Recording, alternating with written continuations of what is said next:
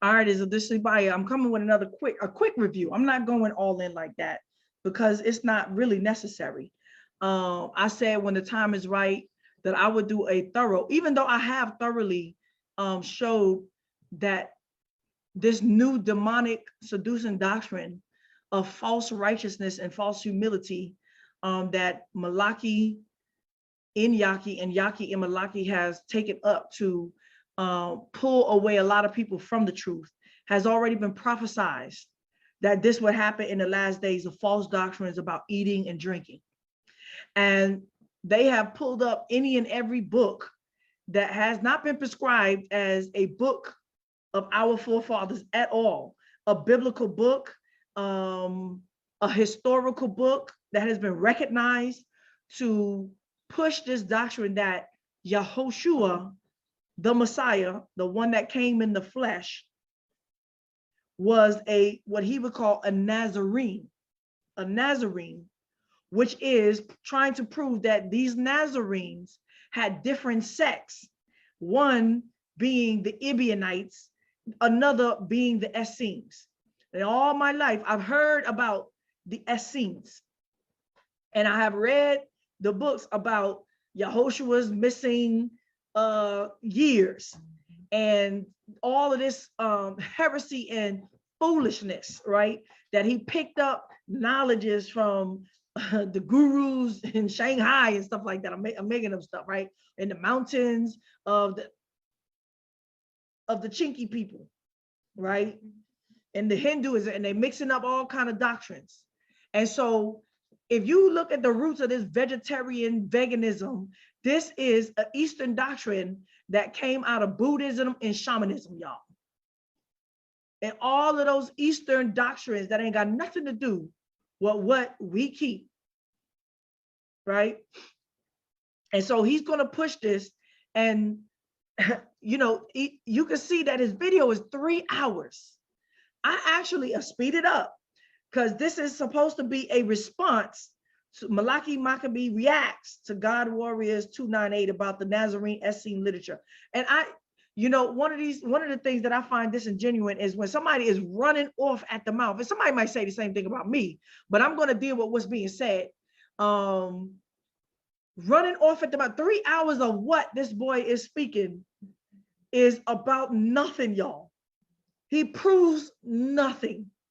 And this is supposed to be his response to his elders that he has rebelled from, his first teachers. That this whole video is nothing but a woman that got kicked out of a house for adultery or fornication and crying, can I still have a relationship? I cheated on you before, why we still can't talk? Right? The whole thing, this dude is crying at the end of the day, like a man of vagina.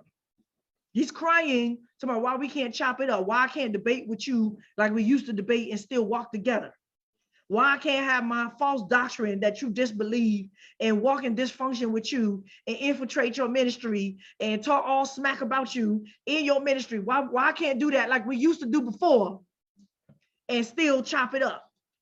Why we can't have a debate and still be cool, right? Why I can't get at you the way you used to get at me? I mean, this Negro is like, he hears somebody's voice. He was like, yeah, that's my old friend, but I get you too. And he's mad because he has been totally ignored and excommunicated from his community, that nobody don't want to debate this Negro because he wants to go down as the hammer. But no, he's the hammer that's going sinking, that somebody threw in the water and he done sunk. And he like, somebody can y'all dive, get the hammer and cock? No, they ain't got no time for your foolishness. So what he's crying about it. If you watch this whole video, he's just crying. And then he's not even listening to what they're saying. So he's playing word games and word battles with a word, y'all. Like when they use the word, so they're going against the Essene doctrine. And I'm neither here nor there because we're gonna read what Josephus said about them. But I'm also saying that Yahoshua was not a Nazarene sect or an Essene sect. It is plausible and possible before y'all sent him out on his ministry that he visited the sect and gave them some knowledge and some truth and taught some things. He went to the Pharisees when he was 12 years old and gave them some knowledge and truth, right? And he's using every non-scholar to come up with all kind of doctrines against the Pauline doctrine, the Essenes, John, Yahoshua's brother must have went there. And if you knew Yahoshua's teachings, you can clearly see what is not of Yahoshua. And we're going to point some of that out. How Yahoshua could not have been a part of this, because even though they have picked up some things that are very similar and good to Yahoshua's teachings, they might have followed some of his teachings, but they were not followers of Yahoshua, nor was Yahoshua the head of these sects, groups, or cults, as some would label them today, right? These separated groups. One of the things that he picked up in the beginning of this video is another Jew, I forget his name, that uses scholars to bring new evidences about discoveries in the Qumran caves and all this, is that when Paul was on his way to Damascus and Yahushua blinded him, or the angel of Yah blinded him and said, why do you persecute me and all this, and he changed, that he was on his way to Damascus because he was chasing Yahushua's disciples. And so on the way to Damascus, you would have to come across the Qumran Valley and the caves, and then he's going to show you that they Paul couldn't find them because he made a pit stop. They made a pit stop that was like secret. You couldn't see it unless you walked in up on the valley. And this pit stop was a graveyard, y'all, that's still standing there today. And they dug up graveyards and bones. And I think that this was one of the late apostles, right? And so anyone that's a true follower of Messiah and know his teachings, know how to know a counterfeit scholarship or counterfeit teaching when you hear stuff like that, because Yahushua's disciples would never, ever go to a graveyard. They would never walk across a graveyard, camp out in the graveyard, go visit it to look at the dead disciples or anything like that. They would never do it. This is against Torah. Not that people that was Jews didn't do that, but those that kept Torah and kept Messiah's teaching about the dead would never do that. That's how we know this a lie, right? But if you listen to him, his mind is so seared in his falsehood of demonic doctrine that the way he reads the words, the way he reads the Torah is so gone, y'all. Is gone. And he doesn't know that he has no understanding. That's why you can't debate with some, and I believe that any of them knuckleheads, right? God Warriors 298, though they got some decent teachings, them a bunch of criminal, drug addict, whoremongering gangsters too. And he's over here revealing it, right? Talking about don't talk about multiple wives when we know how you get down now. Now he talking about, he not trying to shout out his old leadership, but he's doing it, right? He's doing it. He poking at them, showing that they whoremongers.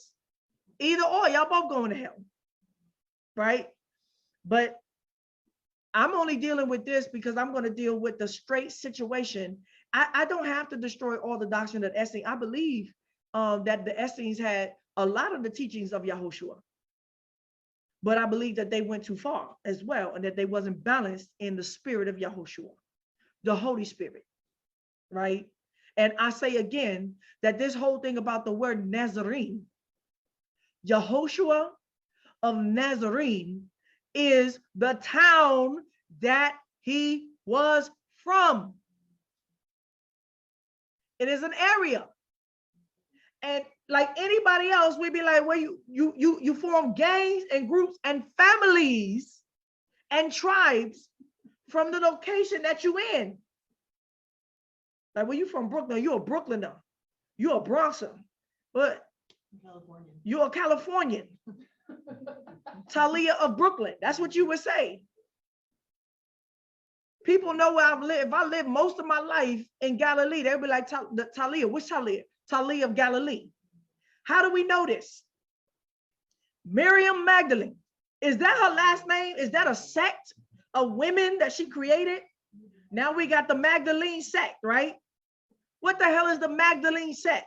That's not that woman's last name. That's the city where she came from. Miriam Magdalene. Miriam of Magdalene. Why? Because there's a lot of Miriams. What's the Talia you talking about? The one from Brooklyn. What Malachi you talking about? The one in the dungeon. Right, right. That is like, what Yaki you talking about? The one that eat herbs, the sorcerer, right?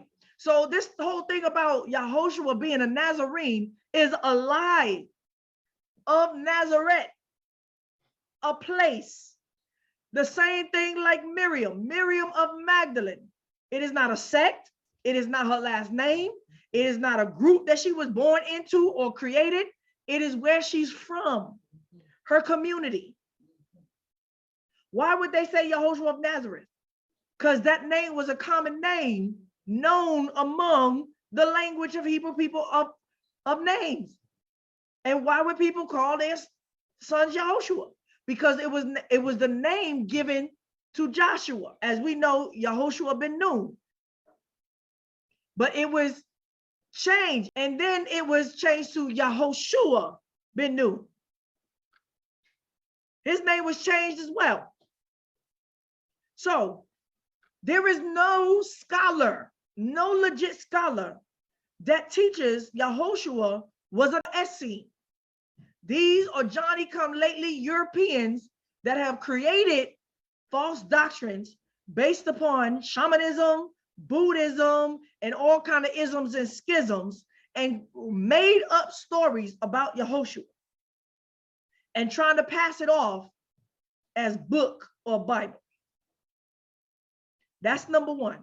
So you can take a look at that. We're not going to, because he speak ignorant.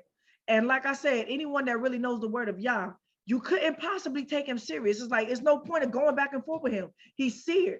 He's dumb. Then he goes into somewhere in the middle of this about, now he calling out his other elder, the one with the braids. I'll get down with you too, right? What about you? I remember when I asked you the question, right? All right, I can't even talk like him. When he asked him the question, what does it mean to sacrifice the idols? Well, obviously, Malachi Maccabee didn't know at the time to ask the question, but his elder, who he's saying is only elder and senior in age and wisdom, but not necessarily in this walk, didn't have the answer. Okay, it's possible because y'all don't do what we do today. The culture has caused y'all to misunderstand what that means.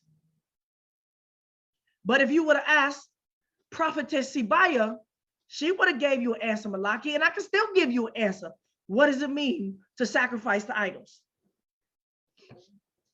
But he's giving his own, he's giving his own reasoning based upon a lie, y'all. He's saying that any meat that you eat outside of the priest of an atonement in the temple, according to the way it's supposed to be slaughtered by the priest in the temple, according to all that was said in Leviticus, Deuteronomy for the priests, sacrifices. Any meat eaten outside of that situation is meat as an abomination, and meat sacrificed to idols. He said per Torah. And I say, you a lie. You a damn lie. You a triple lie. Because if you keep on reading in Deuteronomy, it says, notwithstanding, aside from this, sacrifices, you may eat meat anywhere you want according to your desire. According to your desire. Somebody help me find that. Deuteronomy, it might be Deuteronomy 5 or 15, something to that. We'll find it. I'll pull it up right now that this nigga's a lie. Talking about per Torah, that any meat you eat outside of a sacrifice to a high priest. When did the people partake in the meat outside of a free will offering and the Passover? When did anybody partake in the meat? That's not true at all. Some of the sacrifices were only for the priest, and some of the sacrifices the priest couldn't even touch. Only I could eat. So what are you talking about? Deuteronomy 12:15. Let's pull that up. 1 second. All right, we back. Like I said, I didn't cue it up where this Negro blasphemed the word of Yah and call himself trying to re-answer this question that he didn't know. and this elder didn't know, trying to put a foundation on his false demonic doctrine about not eating meat. So he has to find every reason to substantiate these Essenes, which once again, even Josephus did not say anything about these Essenes being vegetarians, right? So we got Deuteronomy 12, one place of worship, right? And it says, let me see, engraved images, burnt offering. It says, these are the statutes and the ordinances which you shall observe to do in the land which Yahweh, your Elohim of your fathers, has given you to possess it. All the days that you live on the earth, you shall surely destroy all the places in which the nations that you shall dispossess serve their Elohim, on the high mountains and on the hills and under every green tree. And you shall break down their altars and dash in pieces their pillars and burn their asherim with fire. And you shall cut down the engraved images of their deities, and you shall destroy their name out of that place. And you shall not do so with Yahweh, your Elohim, but to the place which Yahweh, your Elohim, shall choose out of all your tribes to put his name there. Even this, his habitation, you shall seek. Notice he never said Jerusalem. Why? Because Jerusalem is not a landmark. Jerusalem is wherever the hearts and the minds of those that put his name in his spirit by the Holy Spirit are gathered. Where he puts his name, even to this habitation you shall seek, and there you shall come, and there you shall bring your burnt offerings and your sacrifices and your tithes and your wave offerings and your hand, your vows, your free will offering, your firstborn of your herd and of your flock. So what do we do if it's just the firstborn? And there you shall eat before Yahweh your Elohim, and you shall rejoice in all that you put your hands to do, you and your household in which Yahweh your Elohim has blessed you. All right, so that is an overall saying, after all he's explained about Leviticus, the sacrifices, the vows, the burnt offerings, the free will offerings, which don't just include meat, it's your first of your wine, the best of your grain, all of that, your oil, all of that. Bring it to the place where Yah brings his name, because it's supposed to be administered to Yahweh through the priests. Okay? 8, you shall not do after all the things that we do here this day, every man whatever is right in his own eyes. That includes Hebrew nation sitting up here trying to bring back in sacrifices and build altars in the land of Babylon. This is blasphemy, right? For you haven't yet come to the rest and to the inheritance. Wherever these sacrifices are to be done, it's supposed to be the land where you come to your rest and your inheritance, which Yahweh your Elohim gives you. But when you go over the Jordan and dwell in the land which Yahweh your Elohim causes you to inherit, and he gives you rest from all your enemies around you, so that you dwell in safety, then it shall happen that the place which Yahweh your Elohim shall choose to cause his name to dwell in, there you shall bring all that I command you, your burnt offerings, your sacrifices, your tithes, and the wave offering of your hand, and all your choice vows which you vow to Yahweh. You shall rejoice before Yahweh your Elohim, you and your sons and your daughters. Guess what? The daughters took place in eating any of their vows and sacrifices. Even the priest's daughters was not excluded from the priest meat. And your male servants and female servants and the Levite who is within your gates, because he has no portion, no inheritance with you. So what does he say here? Take heed to yourself that you do not offer your burnt offerings in every place that you see, but in the place which Yahweh shall choose in one of your tribes. There you shall offer your burnt offerings, and there you shall do all that I command. 15, here's the kicker. And I know this Negro know this scripture, but Yah has blinded his eyes that he could no longer see it as clear as day. Notwithstanding, what does notwithstanding mean? Give me some other terms. Outside of this,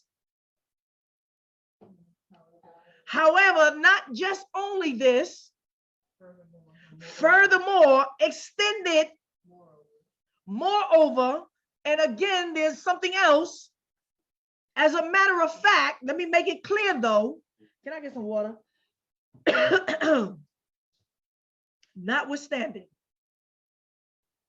you may kill and eat flesh within all your gates, after all the desire of your soul. The same desire, covetousness, that is supposed to be evil in every other situation. Let me read it again. Notwithstanding, furthermore, on outside of this law, let me make it clear though, it's not absolute about you eating meat. Notwithstanding, you may kill and eat flesh within all your gates. After all, what flesh would that be? Everything outside of your firstborn. You can partake in all the rest of your flock. The firstborn belongs to Yah. I'll give you the rest. You may kill and eat flesh within all your gates. We in Deuteronomy, the end of the matter. After all the desire of your soul, according to the blessing of Yahweh your Elohim, which he has given you. So he blesses you with meat to eat and kill? Well, that's what it said in the New Testament. I'm in the middle of 15. The unclean and the clean may eat of it. What does he say in the unclean? Even the animals get to eat meat. The unclean, if they go and catch one of your sheep, oh well, it's theirs. They get to eat it. The clean and the unclean may eat meat, just like you, as of the gazelle and of the hart. Only you human beings. Animals don't separate blood. They just eat it as it is. But you, O man, you shall not eat the blood. You shall pour it out on the earth as water. You may not eat within your gates what? The tithes of your grain, the new wine, or of your oil, or the firstborn to your herd, or of your flock, nor any of your vows which you vow, nor free will offering, nor the wave offering of your hand. He making it clear. I'm showing you the law here, absolute. Now I'm showing you another law here, distinguishing and separating from this absolute law. And let me show you how this law is countering what I'm trying to tell you about the first law. Not about not eating meat, but about what belongs to me, and what belongs to me, where you shall slaughter it, how you shall sacrifice it, and to whom. Outside of that, he making it very clear that what I said up there belongs to me, but you shall eat them before Yahweh your Elohim in the place where Yahweh your Elohim shall choose. You and your sons, your daughters, and your male servant and your female servant, and the Levite who is within your gates. And you shall rejoice before Yahweh your Elohim in all that you put your hands to do. Take heed to yourself that you don't forsake the Levite as long as you live in your land. I see meat somewhere else. Wait. So when y'all speaks twice, I guess that's what he means. We're in 20. When Yahweh your Elohim shall enlarge your border, as he has promised you, and you shall say, I want to eat meat, because your soul desires to eat meat, you may eat meat. After all the desire of your soul. Wow, look at all these words that he's putting in there that only Satan would use for everything else. Desire, want, longing for. Look at the words. If the place which Yahweh your Elohim shall choose to put his name there is too far for you. Now he's given another alternative on top of my law. There's circumstances now. There's a circumstance. If the place which Yahweh your Elohim shall choose to put his name is too far from you, that then you shall kill of your herd and your flock which Yahweh has given you, as I commanded you, and you may eat within your gates, after all the desire of your soul. Even as the gazelle and as the hart is eaten, so you shall eat of it. The unclean and the clean may eat of it alike. Only be sure that you don't eat the blood, for the blood is the life, and you shall not eat the life with the flesh. You shall not eat it. You shall pour it out on the earth as water. You shall not eat it, that it may go well with you and with your children after you, when you shall do that which is right in whose eyes? The eyes of Yahweh. Isn't y'all the Negroes that keep saying y'all Lord don't change? In the eyes of Yahweh, not man. This is what is right in the eyes of Yahweh. Only, once again, only, he's like making it so clear. Your holy things which you have and your vows you shall take and go to the place which Yahweh shall choose, and you shall offer your burnt offerings, the flesh and the blood, on the altar of Yahweh your Elohim, and the blood of your sacrifices shall be poured on the altar of Yahweh your Elohim, and you shall eat the flesh. Observe and hear all these words which I command you, that it may go well with you and your children after you forever, when you do that which is good and right in the eyes of Yahweh your Elohim. Are we clear? So I may cue it up. Give me a moment. Are we clear, Israel? Are we clear, remnant, those that seek truth, that he's a liar? Not only is he a liar, he's demonically blind. He's blind. So I may cue it up so nobody accuse me of falsifying what he said. I'll cue it up and I'll find out where he clearly disannuls the word of Yah and says the only way you can eat meat per Torah is according to the sacrifices of Leviticus and Deuteronomy. Outside of that, eating meat is an abomination. He's a liar. So when Yah talks about sacrificing to idols, I'll go further in it.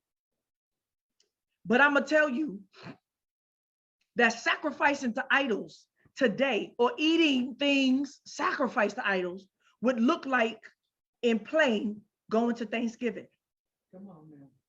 Eating at the Christmas table, or any leftovers from grandma that she sent to you, even though you didn't come to Christmas. Eating a meal that was dedicated for Easter, or going to any other religious ceremonies where food was served for that ceremony, even a funeral or a wake. That is eating things sacrificed to idols. When the food is dedicated to a memorial of anything besides Yahweh.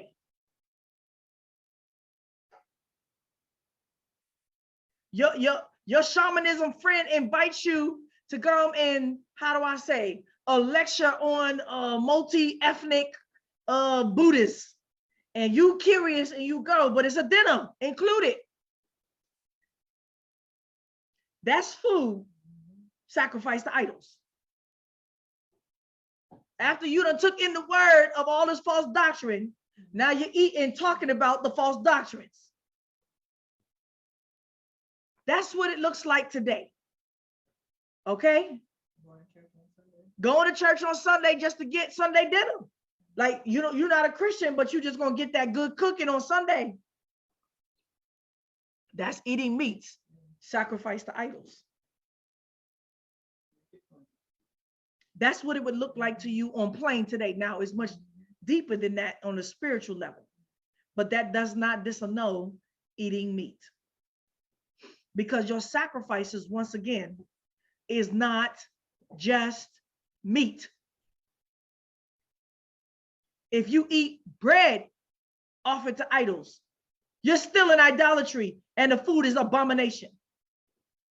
If you drink wine that's offered to idols, you're still in idolatry and the drinking is an abomination. And if you eat salad on Christmas Eve with your grandma, just to speak the word of Yahoshua, the food that grandma made, the salad that she made for you, oh vegan, is still an abomination. Huh? Birthday cakes, abominations.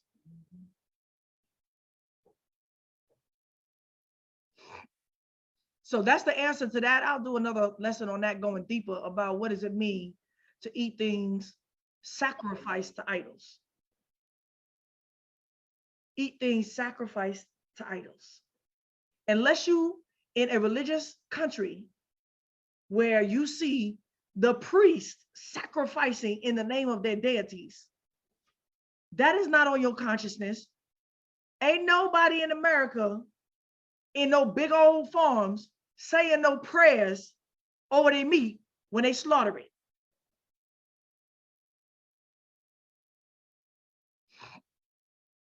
Okay. So once again, I go back and I'm gonna cue this up, but you know, I can't take too much time on this Negro. He ain't worth, and he's mad now because he's been counted as worthless, and he sounds like a crying, babbling, broken woman that misses his love relationship with his partners, his dudes. And they're not gonna sit up there and let you abuse them like that and then speak all manner of evil against them and, okay, partner, let's chop it up again. I told you, it's we're war now. So what he does here is that he picks apart their words, not even what they're saying, right? They didn't necessarily say anything bad or good, right? And he only played what, like 3 minutes of their words, right? He did 3 hours on 3 minutes of their words and broke down nothing on a word. I think because instead of he used community, he used compound. And he made a point that you building compound of communities, according to Acts or any other book, is going against the word of Yah. And I agree with them. In Babylon, he made it very specific. He's not against the idea of community or compound living. He said for y'all to try to apply this today while you're still in Babylon, when Yah has told us about fleeing Babylon, and that he would bring us back into the wilderness as it was to establish that compound living again underneath him. That you are going against the word of Yah, because why would you do that in Babylon when you should be expecting to be rescued from Babylon? Where do you see anybody doing compound or communal living like that outside of Israel? Don't tell me none of y'all is spitting off Acts this and Acts that, and they were in the land, y'all. Where else could they build a compound? They were in the land. Then I'm gonna tell you, you want to talk about the Essenes and the Nazarenes and these sects going off into the mountains. Where they get fruits and vegetables for in the mountains? Anyone know about mountain dwellers that their diet is grain and meat? You a lie. They sitting up in caves eating vegetables and greens and herbs. You a lie. These people are like out of reality. That's why I said they all actors. They reading the book and they read it like the never-ending story and placing the nothingness in their presence and making the story become functional in their non-functional world that don't exist in that time. So this was their point, which I agree with. Anybody that's trying to build community in Babylon is going against the word of Yah when he tells us to expect to be delivered, flee from America. Why would you build and put all your life savings in community in Babylon when you know the prophecies about flee? Malachi knows about them, unless you plan on doing what? Staying in Babylon. And he's right. The mentality of that is someone who is already against the covenant and wicked against the covenant of what Yah said, where he's going to establish his name, his community, his elect, and his remnant. And the remnant is not in Babylon. Anybody else is doing their own will. All right, so let's play this up. And so then they go into, like, he didn't even play them. I don't have to listen to 911. Well, 298. 298, that's the address. I don't have to. The way he's playing on them don't even make sense. They got enough sense to know that you spewing out a doctrine of demons, right? Now you want to find white scholars to disannul Paul now, because Paul's teachings is all against you. You can't count Paul a false prophet when he done prophesied something that came to pass, just like he said it. According to what Yah has told us, how do we know when someone is false? Because when they prophesize it, it doesn't come to pass. Well, and they come in another name. Well, Paul came in what name? Yahoshua, the Messiah, and the Holy Spirit. And he prophesied something that would happen in the last days, and that was happening in his day. And here we are. Look at this. A little demon, a Malaki'S, walking around saying exactly what Paul and the apostles said little demons would say in the last day. Now they want to disannul Paul. Now they mad with Paul. While you bringing in white man's books that was written in the last 100 years, trying to prove this false doctrine. That was just new doctrines, y'all. New doctrines. Now, I don't have a problem with what some of the teachings of the Essenes, because I believe that they was influenced, one, by Torah. Like I said, Yahoshua did not bring no new doctrines of extremism against Judaism. He taught Torah in perfection. And so the Essenes did not have to be necessarily under Yahoshua's or the apostles' teaching to come to the wholeness of what the law required in the first place, because that's what Sibaya teaches. But I teach it under the teachings and the ordinances of not no other sect, not the Essenes, but what Yahoshua taught. I'm not going through no Essenes to get to what Yahoshua said clearly. All right. So let me play this. All right. And everything. You see that? I'm gonna speed them up, y'all. It's hard. It's hard. Show y'all this. Y'all know we need to rap. What's up, B. Lewis? You are okay? Okay. Hey, so you know about the you know about Herod's appointment of the priests and the scribes and all that, huh? A lot of them brothers think I'm crazy for that. Brandon Lewis, what you think, brother? Now let me pull this out. Right? We know that Herod took over the priesthood. We know that. I'm gonna read some of this, y'all, and I'm gonna shut it on down. You know what I mean? And then. So we in the last half an hour of him crying about the fact that they won't argue with him or debate with him any longer. So he just gonna have his own debate. Like I said, you could shut people's lies down, but to talk to them like they actually sitting there talking with you, like he talking through the TV every time he hear a voice, like, yeah, I know you, right? I'm like, this dude is crazy. He lonely. So the last half an hour, he reads Josephus. Hold on. He's reading Josephus, chapter 8, right? About the three sects that Josephus talk about. And we're going to read it. But I want y'all, he's putting up what I got here, right? And let's see how he interprets this, right? But the way he's interpreting Torah is all backwards. Let's see how he interprets this, how he is projecting what he wants this to mean, right? Watch this. If I hear something else, I'll do another reaction. But the reactions is not, none of these reactions are meant to slander any of them brothers. You know what I mean? Ain't to slander any of them brothers. Not to talk bad about their families or what they teach or none of that. It's just to show the difference. Like, that's what he did the whole 2 hours. Like, why you hiding? You think they stupid? You outed Mr. Ballhead for being a whoremonger and sleeping with lots of women, but you're not trying to shout him out and mess up his family. Why are you calling out their evil now? This is hypocrisy. The whole time you was sitting up, his sin is on you. If you knew about his whoremongering the whole time and you laughed and chopped it up with him while he was bragging about it, then you the whoremonger with him. That's what he did this whole 2 hours, out in them. If you over there running your mouth and we can't do this sword session in front of everybody, like, which I want to do, that's all I've been trying to do, and we ain't gonna do it privately, then if you keep talking, I'm just gonna have to start doing reaction videos to what y'all talking about. Slow it down. He think he doing something. They done ignored him. They like, talk to the hand, do all your reaction videos you want. You're not getting the debate. You know why? Because he didn't give them the respect to come to them before he tried to out this thing with Yaki, right? He didn't do it the way he trying to ask them to do it now. He didn't come to the table like he was supposed to, honor and humility, the way he was supposed to before he did this. Right? Expose the hypocrisy and then he play. You know what I mean? So He exposing their hypocrisy. By exposing their hypocrisy in this whole video, it only exposed his hypocrisy. Praise, man. All right, so let me get into some of this. This deal is kind of small, but I'm gonna zoom in for y'all. All right. All right. So to show y'all, this is the War of the Jews.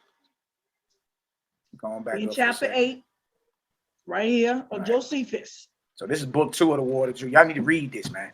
Yeah, y'all do need to read. Very, very profound information right here. Profound. All right. This is basically Rome's war against the Jews. Mm-hmm. Basically what it is. Mm-mm. All right.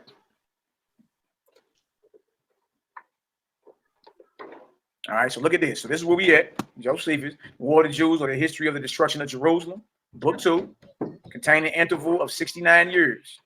Hold on. I said the elders is bringing out Josephus.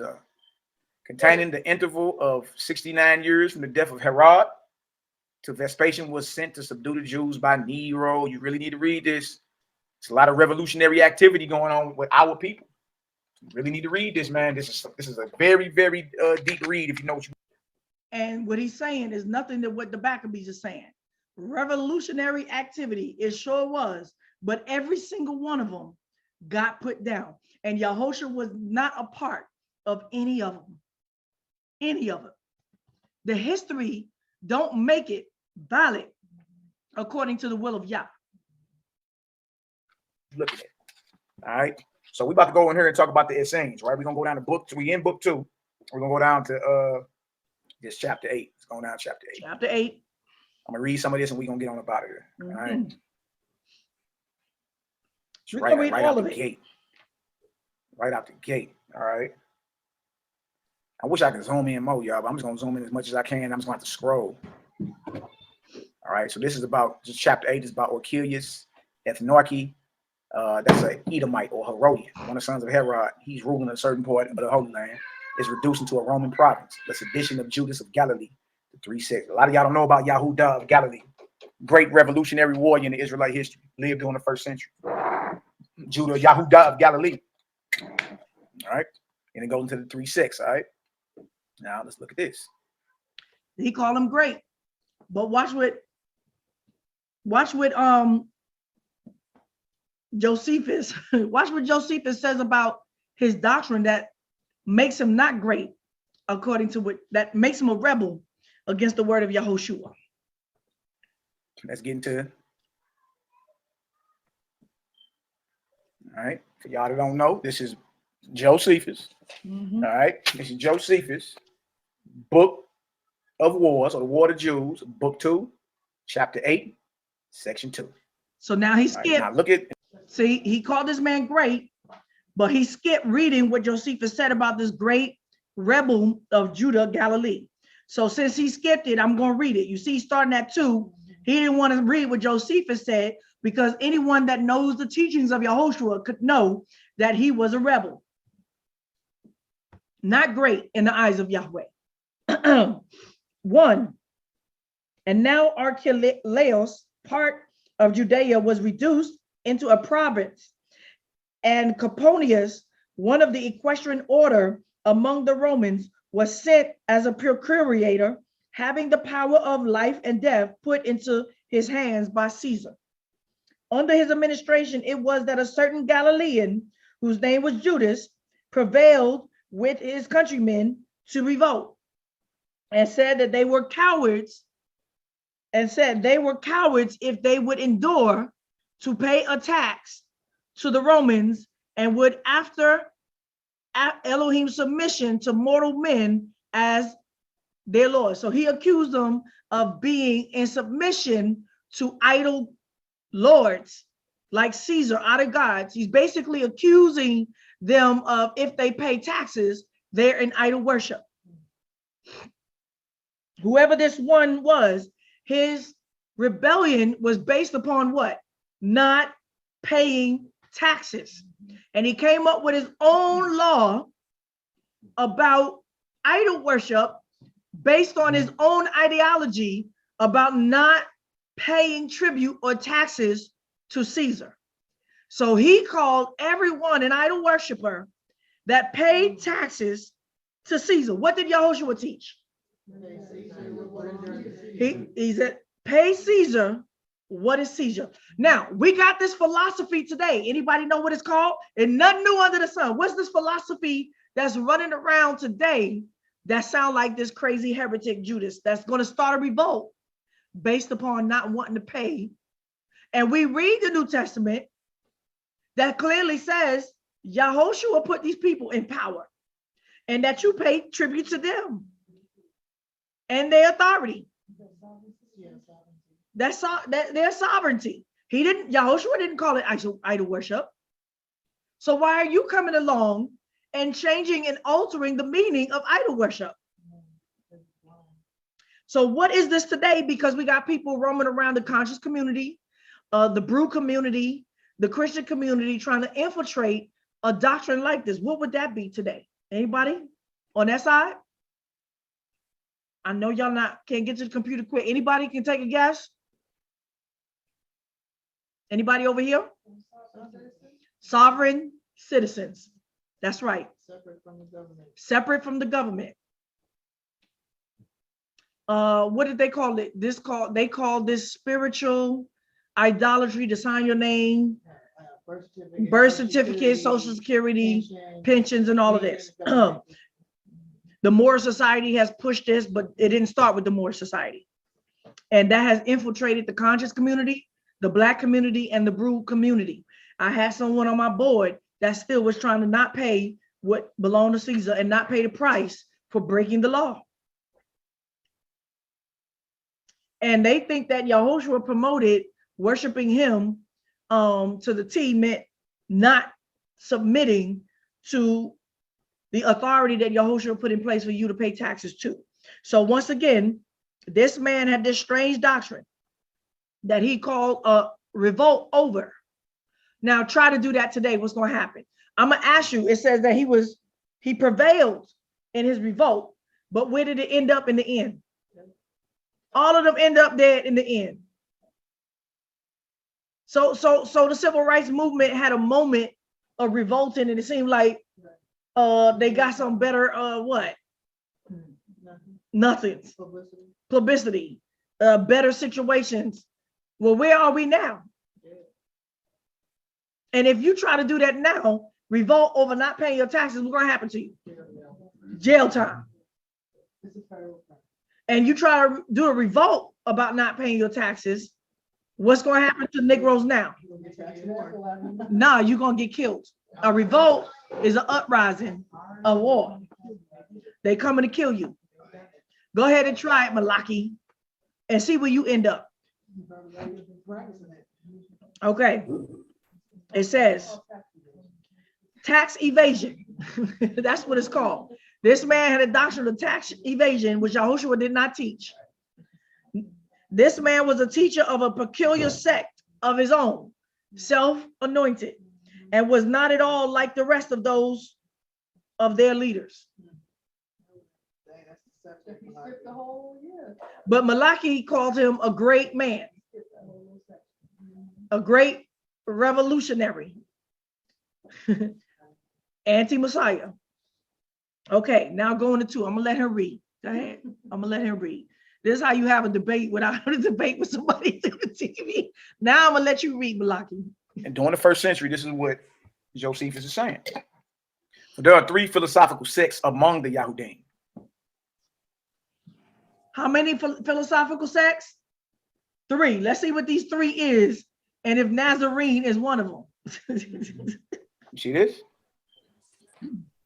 For there are 3 philosophical sects among the Yahudim, the followers of the first of which are the Pharisees, of the second, the Sadducees, and the third sect, which pretends to a severer discipline, are called Essenes. So he's saying during this time, there's only 3 sects that you were part of. This is how you know the Nazarenes. They don't come out the Pharisees. That's crazy. He just made that up. They were nowhere in there. Just made it up, Josie. No, this is how you know what? This is how you know 3 sects. Now, before we even go into anything, Yahoshua If this was the third set, he most likely contended with them, right? But in his word, when they asked him about following orders, the law, who did he refer the people to follow? The Essenes, Sadducees, or the Pharisees? Yahoshua said, Pharisees. He said to the Pharisees, he said to us, he did not say, go to the Essenes. Tell me Yahoshua said that. He did not even say, go to the Sadducees. The ones that was in power to delegate the law was the Pharisees, whom Paul was. And Yahoshua said, though they are hypocrites, right? When they sit in the seat of who? Moshe. Do as they say. That's how you can find false doctrines. We know what Yahoshua does. You can get rid of Paul all you want. You still left. Tell me Yahoshua didn't say that. Where did Yahoshua say, go follow the Essenes in the mountains? Nowhere. I hit that note wrong, but it still sounds good. Nowhere. Nowhere. But in the extra biblical, not even. Not even in the extra biblical books. This whole doctrine of Nazarenes is false. Okay. So he just said that. Josephus ain't never mentioned nothing about nothing called no Nazarene. He just said that's called pulling the wool over. And if you read earlier, right, in this very book, in the beginning, Josephus is distinguishing very clearly the sect of Yahoshua, and he doesn't call it Nazarene. He calls it Christians. But we know that the word Christian is a translation from the word Messiah, and we know through facts, historical fact, that this word was never Christian. It was called Meshichenes, little messiahs, followers of Messiah. That was the name of his sect, Meshichene, translated now as what? Christians. Now, if you go to Israel now, they don't say the word Meshichenes. If you want to say Christian now, guess what they say? Nazarenes. Why? Because that's where he originated from, the town Yahoshua of Nazareth. The reason why they're using this term, because they're disrespecting the fact that he was Messiah. They don't want to acknowledge that they acknowledge he was Messiah, so they altered the term to say Yahoshua of Nazareth, the Nazarene. Those that follow Yahoshua of Nazarene. But it's not a sect. All right. So he implied that nowhere.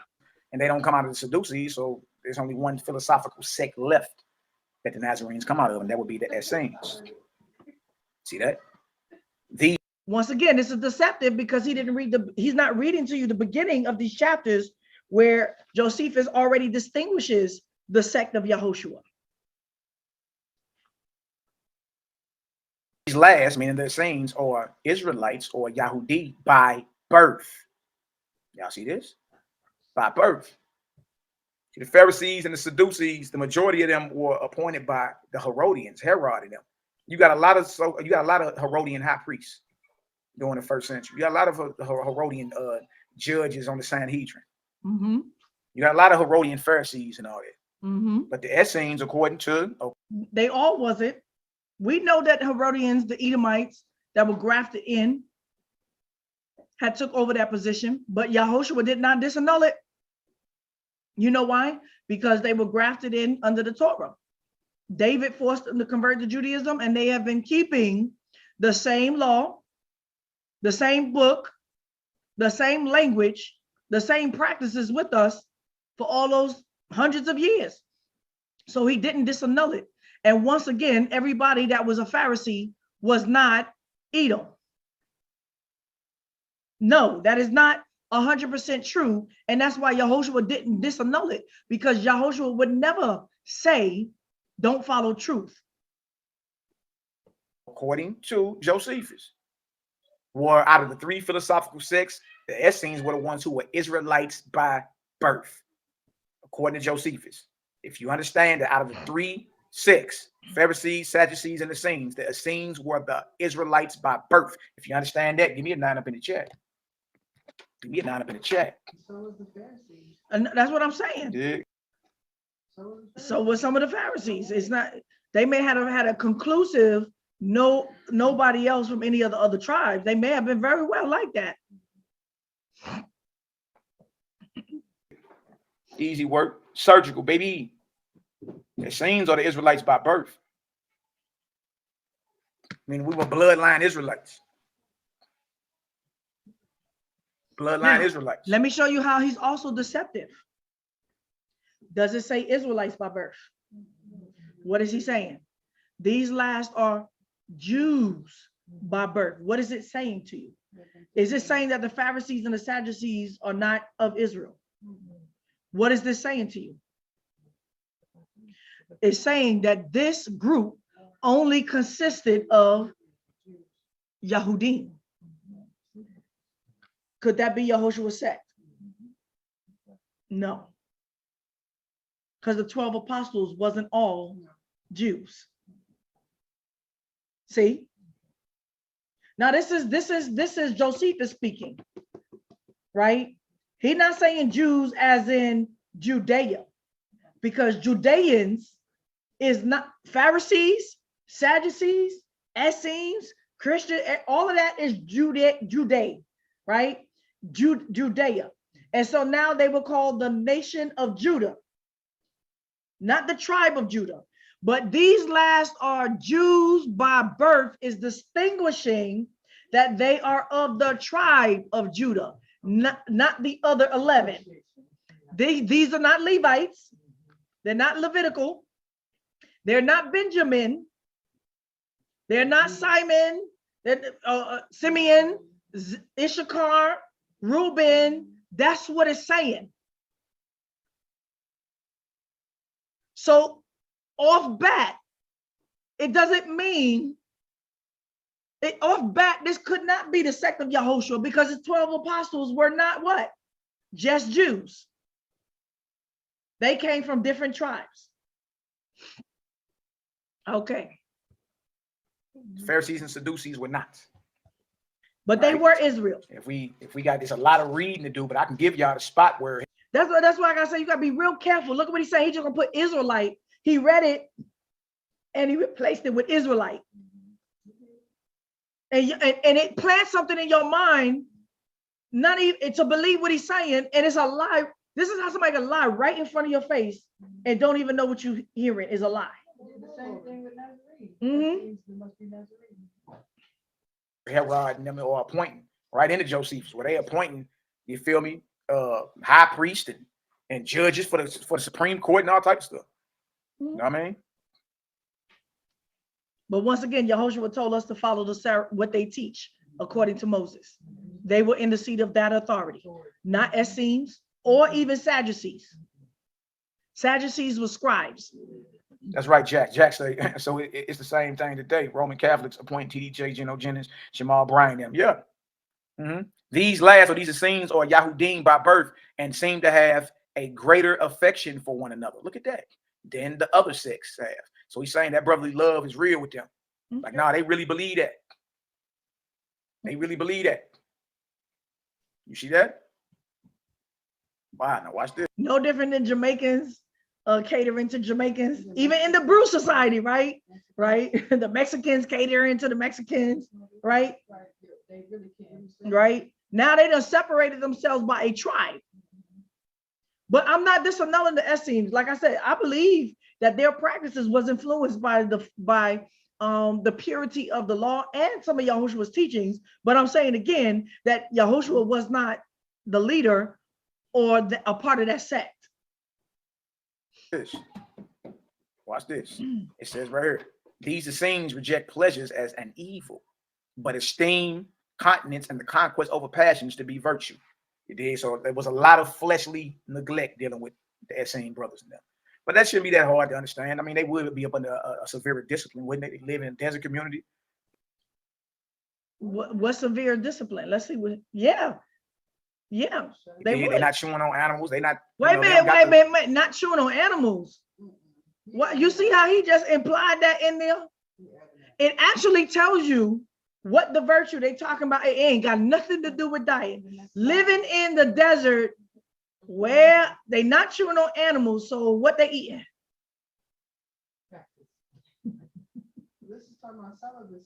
I know what it's talking about, exactly what Paul taught and what Torah teaches in perfection and what Yahoshua taught, right? But he just gonna make it to be about meat.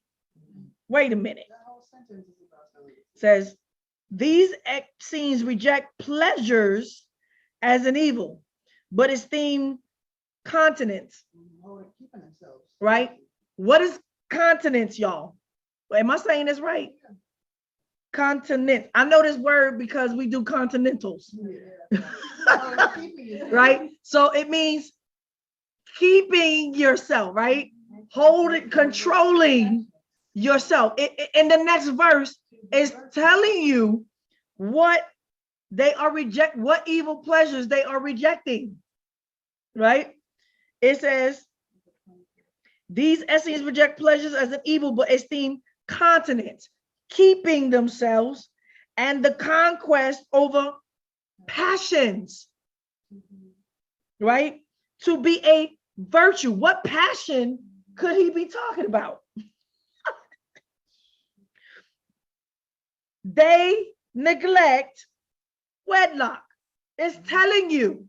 Now look at how this Negro just like implant, because he can't accept what. Because he want to be an Essene. Right, because he want to be an Essene, but he's not keeping nothing here. Nothing that is spoken about. He's creating a false Essene doctrine, y'all. Yeah, you see it, right? Just a lie. He blind though. Watch this. Baddest horse throwing $5 grapes down their throat. They ain't doing that. Them brothers out there fasting, praying, you know what I mean? Getting baptized, getting initiated. You understand? Invoking the name of the Creator, learning about creation, learning about how to heal by invoking his name. Them brothers out there getting it in. So a lot of them were neglected the fleshly passions. And why would anybody be mad at that? I mean, if you take Paul at his own word, he even say he's single.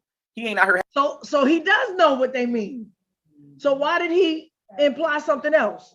That's right. I just said what they about to teach is what Paul taught exactly to the T, and what Yahoshua taught, and what this ministry teaches. If anybody gonna claim to be an Essene, it would be us.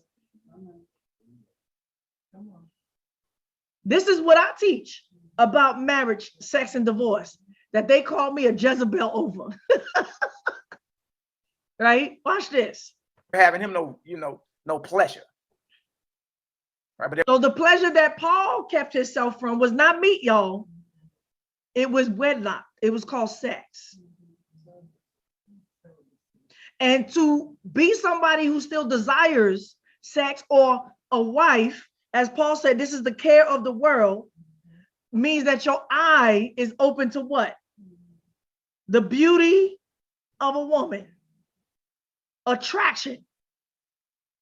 There is a reason why these brothers are acting like that. You understand? There's a reason why they acting like that. And they believed in ritual purity. Now, if we want them angels to invoke and be amongst us, then, certain things can't be off in the count. All right. All right. So these last are Israelites by birth and seem to have a greater affection for one another. No, but is any angel greater than the Holy Spirit?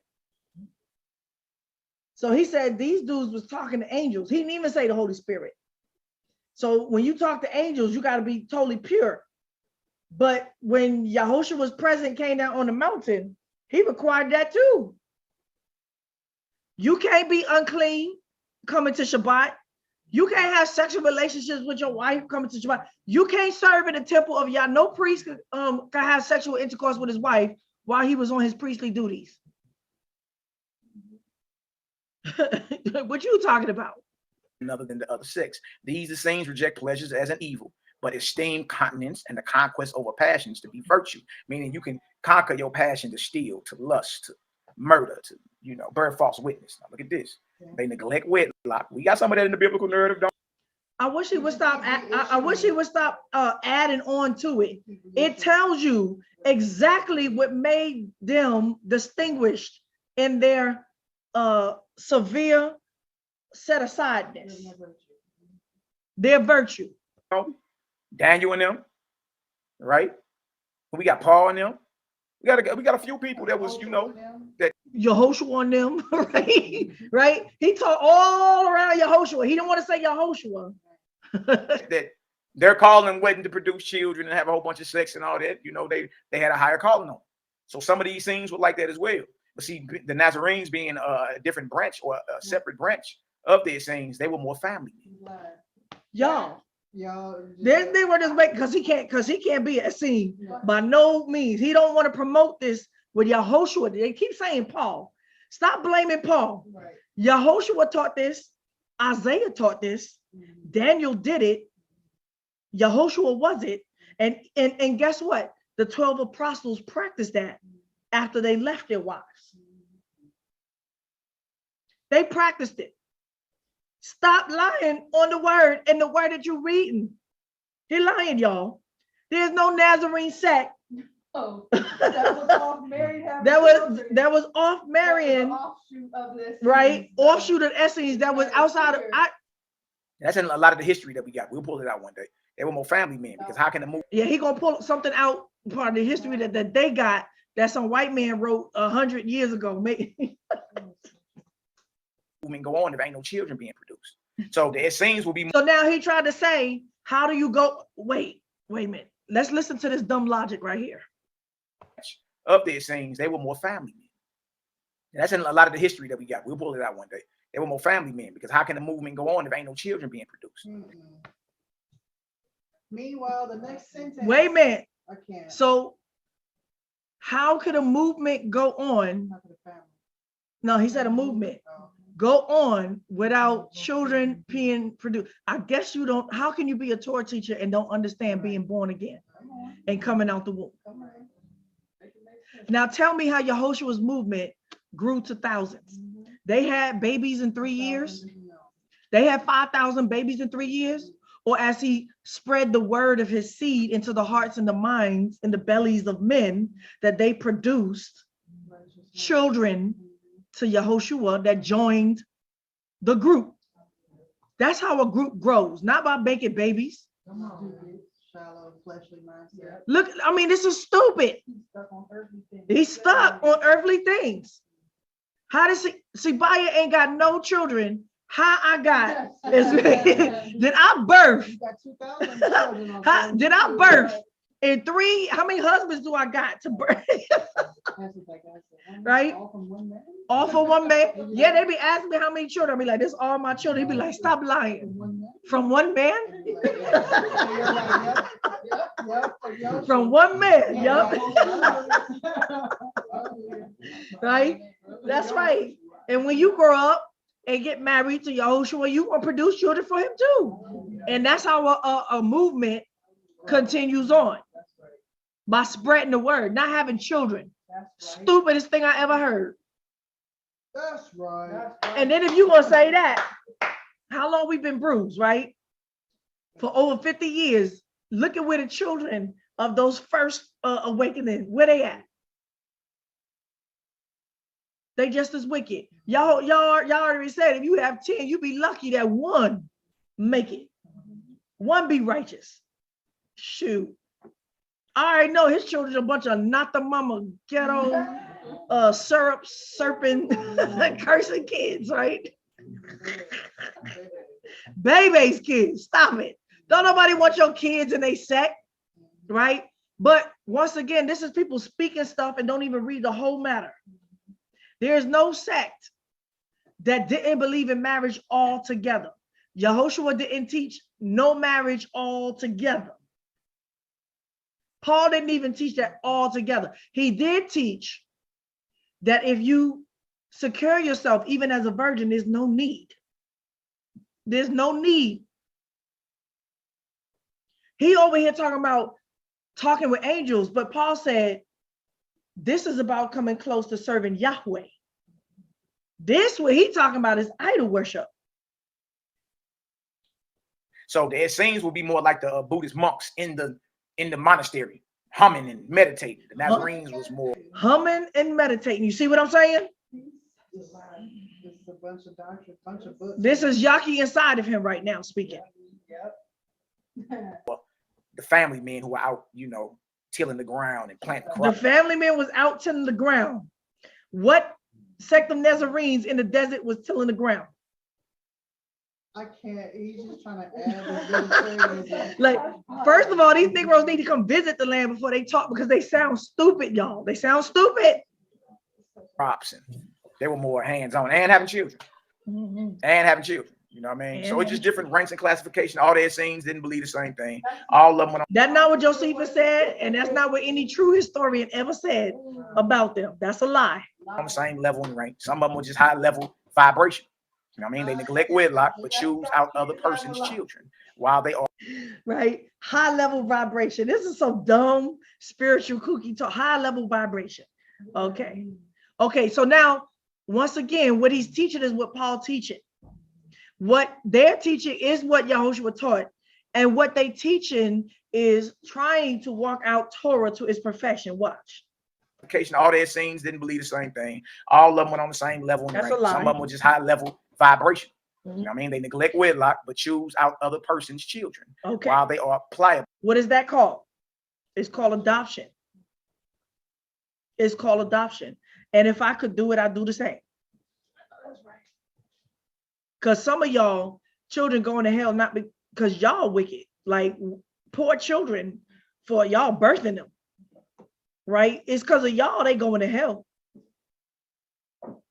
And fit for learning and esteem them to be of their kindred. So they just instead of having children, they raise up children and form them according to their own manners. They do not absolutely deny the fitness of marriage. Neither did Paul, and neither did Yahoshua.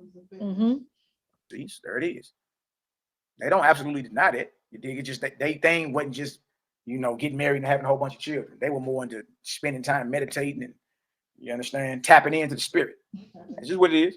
And look, that ain't for everybody. They do not absolutely deny the fitness of marriage and the succession of mankind thereby continue, but they go out against the lascivious behavior of women and are persuaded that none of them preserve their fidelity to one man. Okay. They don't preserve their faithfulness, right? Mine's read faithfulness, fidelity, faithfulness to one man. So I teach this, don't I, brothers? Right? But the Torah teaches this, right? What's a lascivious woman? A young lady that's promiscuous. She could still be a virgin. She's promiscuous. She dressed in a way to seduce men. She gets up in the morning to be beautiful. That was Yamima, right? To find a mate. And so their eyes are forever roaming. And these women, by the time that they are marrying age, show me one virgin that walks around like that. And when I say virgin, I mean virgin in spirit, where they have not necessarily broken their virginity, but they have what? Fooled around with other men. So that would be a whore. But once again, you can't have lascivious women without having whoremongers, lascivious men. So these men also had to separate themselves from the typical ideology of men, which Torah tells you, do not look on the beauty of a woman. Do not be captured by women that are obsessed about being beautiful, because the way they catch you is through sexuality and sensuality, not their natural self, but they got the eyelashes, the nails, the lipstick, the eyeliner. This is a whore. This is a whore. And guess what? You cannot, it's hard to reject the pleasures of evil, right? And conquest over your passions when you got women walking around your sect behaving this way. That would be Malaki'S women. Go look at his page and look at his women. That would be the women in all of these communities. Go look at them. Hebrew nation, They all look like whores. Everything that Torah said, don't be as a virtuous daughter of Zion. To dress like a whore is the same thing as selling yourself like one. And it makes you lasciviousness. Don't tell me that y'all didn't grow up feeling and touching and kissing. And this is lasciviousness. It's not necessarily that they lost their virginity, but their minds and their bodies have already been tampered and open to other men. So y'all don't have that. Y'all don't require that for your men, and you don't require that for your women. But we do. We do. So yeah, we on a higher vibration because we want to communicate with not angels, but the angel of Yahweh, the Holy Spirit. And we not humming all off tunes and stuff. We singing. But shoot, they humming in Buddhism meditate. We don't meditate. We talk on his Torah all day and do. He like, hey, Josephus like, look, the reason they celibate, they like, nah, they don't. Some of them don't believe that women can be faithful, so they just, stay away from it. All right, let's keep going. Let's keep going. But no, he did not say women. He said lascivious women. That's a certain kind of a woman. And so a Messiah didn't just talk to men about celibacy. When Paul taught it, he said that the women should be brought up to be chaste as well, so that they could do what? Dedicate themselves to Yahoshua.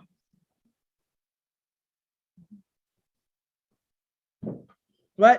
Not women. He said, guarded against lascivious behavior of women, and are persuaded that none of them, not women, those kind of women, which are 99.9% the daughters of Zion today, preserve their faithfulness to one man. Show it to me. Show it to me. Look, accepted or not, they still are the ones he's saying are the bloodline Israelites. You know what I mean? All right. These men are despised. Once again, he did not say bloodline Israelites. He said Jews. That's a lie. Of riches and so very communicative as raises our admiration. Nor is there anyone to be found among them who have more than another. We just read that, didn't we? They had all things in common. But we were talking about the apostles, and this proved that the apostles and Yahushua were out of the Essenes sect. No, it doesn't prove that Yahushua was out of the Essenes. What it does say is that they may have taken on some of the teachings of Paul and Yahushua.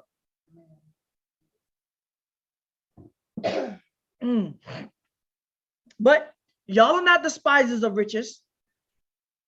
Yaki inside of Malachi is not a despiser of riches. That's what he said. Y'all worshiping the wrong Yahweh.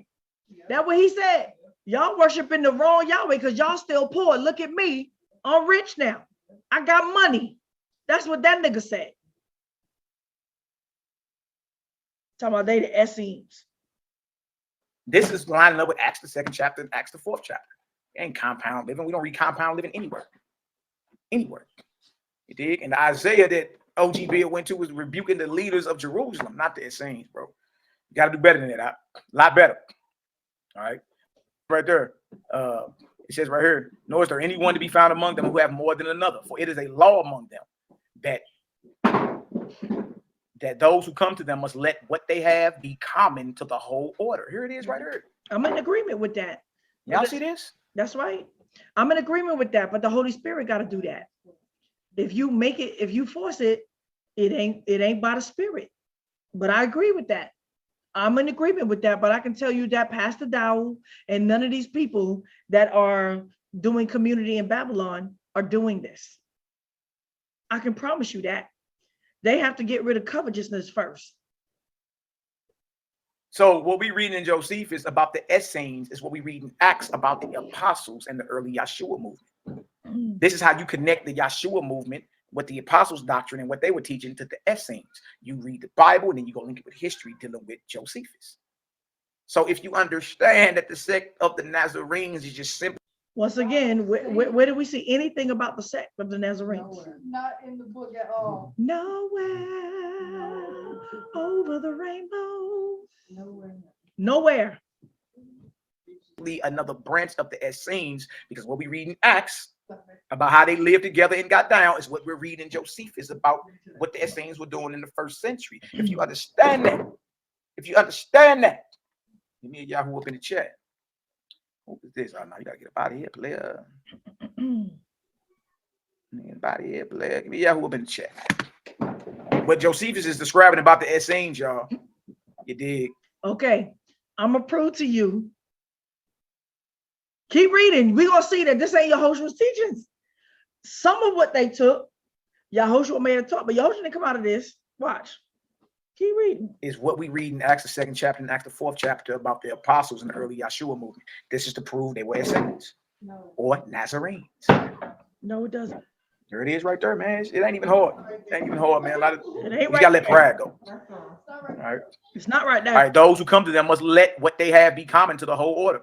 And so much that among them all there is no appearance of poverty or excess of riches. But everyone's possessions are intermingled. Is this what you call compound living, OG Bill? I mean, you the one brought out Flavius Josephus, didn't you? You the one to say that way of life ain't according to the scripture. That's a lie. We just read Acts the 2nd chapter, Acts the 4th chapter. Now we read in the book of the war, or the book of the wars, or Rome's war against the Jews. Book of the war of the Jews, or Rome's war against the Jews, book 2, chapter 8. Wait a minute. So you know the difference. Let's see. He said, because he don't feel like reading right now. Hold on one second.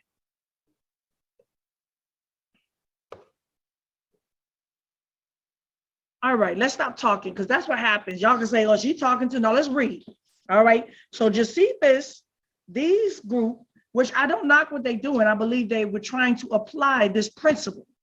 And they were not the only ones that tried to apply. Any group that went out into the wilderness, the zealots that went out into, right, had to apply this doctrine too, some way, somehow. But it says here, these men are despisers of riches. I get it. Paul said we just should despise riches, and so very communicative as raises our administration, right? So they talked about everything. They communicated everything. Nor is there anyone to be found among them who has more than another. I agree with this. This is good, right? Guess what? Yahoshua didn't, when he came, didn't start this principle at Acts 2. I'm at Acts 2 and 42, and then I'm going to go to Acts 4 and 30. But this principle started where? Can somebody tell me where this principle that was put by the Holy Spirit? No, where was this principle put in place first? Come on, somebody. Of all in common. Everybody having the same. That's right. Once the manna rained down from heaven. That principle was the same. Everybody go collect according to your needs. All in common. Right? So so it says, for it is a law among them that those who come to them must let what they have be common to the whole order. I have no problem with that. Inasmuch that among them all there is no appearance of poverty. I think this is great. Can't say that about churches. Can't say that about your little sect. Or excess of riches. Wait, I'm sorry, I have a question. Yeah, hold on. Okay. But everyone's possessions are intermingled with every other's possessions. And so there is, as it were, one patrimony among all the brothers. Okay, let's read Acts 2 and 42. You want to get your question in now? Acts 2 and 42. And they continue steadfastly in the apostles' doctrine. Whose doctrine? Yahoshua's doctrine. And fellowship, in breaking of bread, eating together every time, and in prayers. I don't see no meditation and humming, right?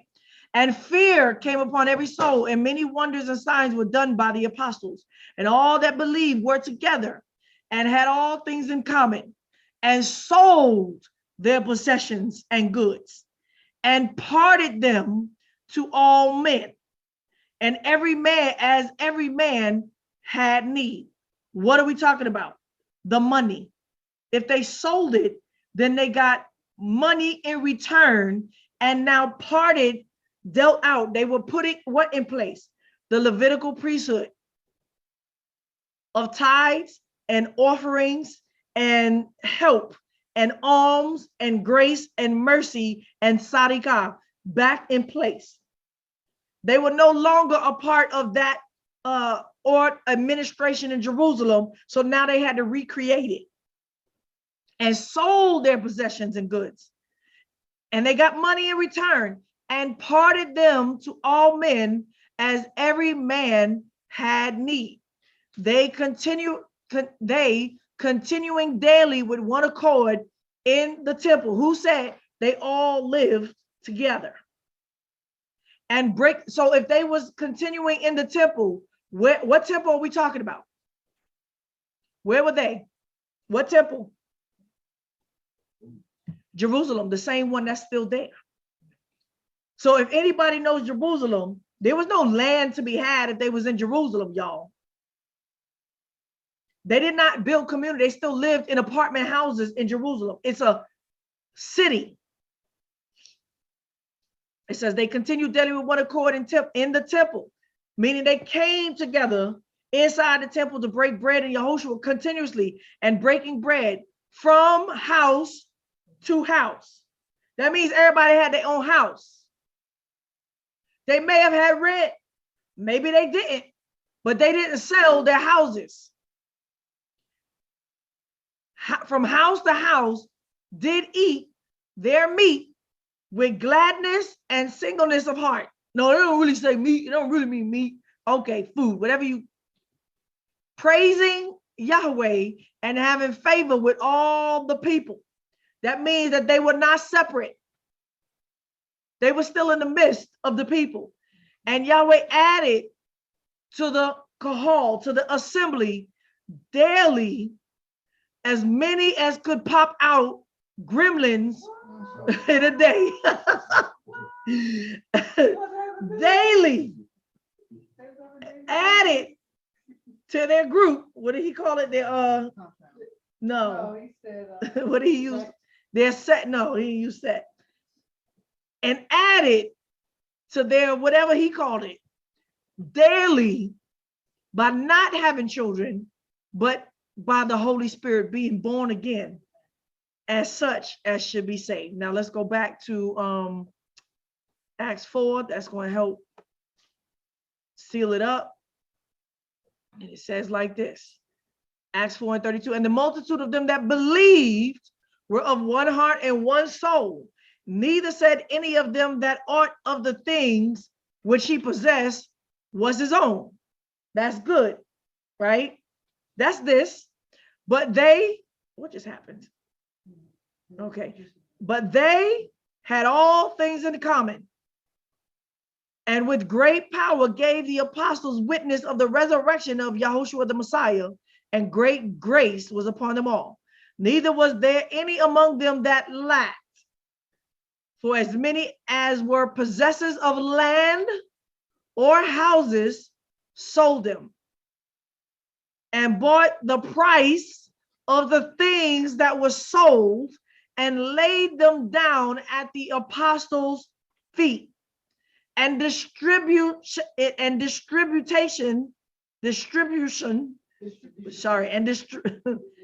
distribution was made unto every man according as he needed.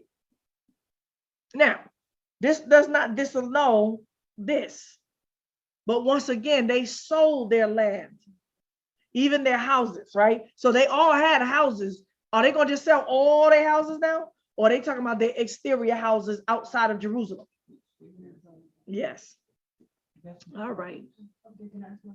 Okay, what's your question? Come up here no, so they can hear your question. it's just about what you said about what you were saying about it happening, all things in common happening previously in the Old Testament. Mhm. And whenever I hear you say that, I think about them at the foot of the mountain when Moses came down and they got in trouble because they had sacrificed their gold to build an idol. Is that what you're referring to? Mm-mm. Okay. I don't know what you're referring to then. When Yah rained down bread from heaven and made sure everybody had the same food every day. Oh, okay. Everybody had their portion according to what? Their need. And he told nobody to take no more than what they needed. And everyone that took it, it did what? It spoiled. And Yah called this rebellion. He didn't like that because that also meant that covetousness and greed was still amongst them. Right? And that also showed a lack of faith that Yah was trying to say, I can provide your daily need. He was trying to show you the true faith is not stocking up. The true faith of Yahoshua is not stocking up and prepping. Though you can see the alternative of those that didn't walk out the true faith, talked about how your stores, right? But whose stores? It was with the priest, not stocking up at each man's house. The treasuries and the stores of wheat and wine was with the priest. Like I said, so you would say they despised riches. By the time everybody sold their houses and laid it at the apostles' feet, what that looked like to them? Like they was rich, like they was rich. But they didn't live above the people. They had to delegate it and use it as they saw fit, even to do the work. Even to do the work. And Paul sets up the same situation as he goes abroad and set up the assembly even abroad. Okay, guess what? That's Torah. That's Torah. All right. All right, let's get back to what he said. So once again, I said there's a distinction. I believe that they was trying to practice the all things in common. I believe that they may have had very well as they were in a communal situation. They was in the wilderness together. How could they practice anything else? That don't make no sense. Like that's like a family, right? In one place, a family. You say all Jews. That means they're all of the same tribe. You had to know that there was a different brotherly love than the extended northern tribe. All Jews from birth. And they took each other's children and adopted. This is Torah. That's called taking in the fatherless. That's Torah. And they gave to each other as that's like living one, like, okay, you don't have no food over there, and I'm sitting over here with a goat and some grains.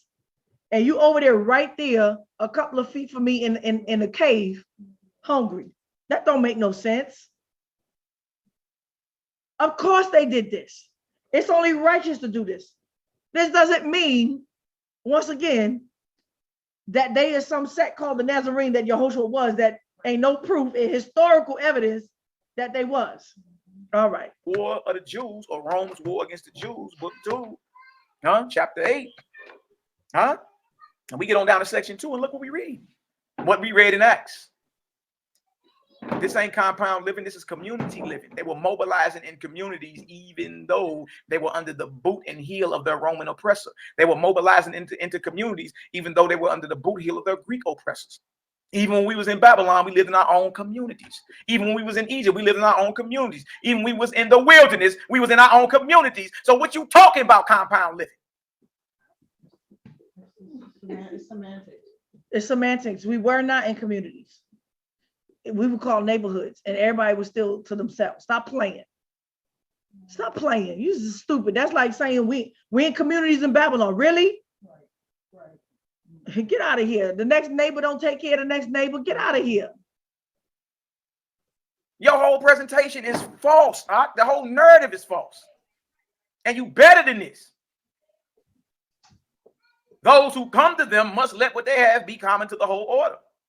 In so much that among them all, there is no appearance of poverty or excess of riches, but everyone's possessions are intermingled with every other's possessions. And so there is, as it were, one patrimony among all the brethren. They think that oil is a defilement, and if any one of them be anointed without his own approbation, it is wiped off his body. Hey, brother. All right. Is that Yahoshua? Look at it. Look at this. Right? Now let's go back and listen to this. This is how you know, y'all. Right? It's like a hit and miss. One is like Yahoshua, similar. The other one is definitely not. One, no. Hold on. Let's go back. So he's reading. Now, after this, it says, they think that oil is a defilement. And if any one of them be anointed without his own approval, it is wiped off his body. For they think to be sweaty is a good thing, as they do also to be clothed in white garments. What we call that today, them stinky. You can't prove that Yahushua wore all white and that they stunk and they let their sweat spoil, and that Yahushua didn't teach this, right?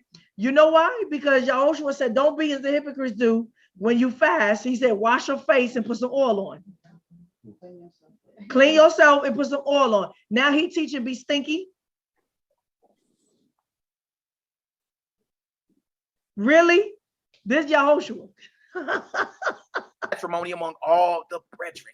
They think that oil is a defilement, and if any one of them be anointed without his own approbation, it is wiped off his body. Hey, brother, it's so strange. They wouldn't even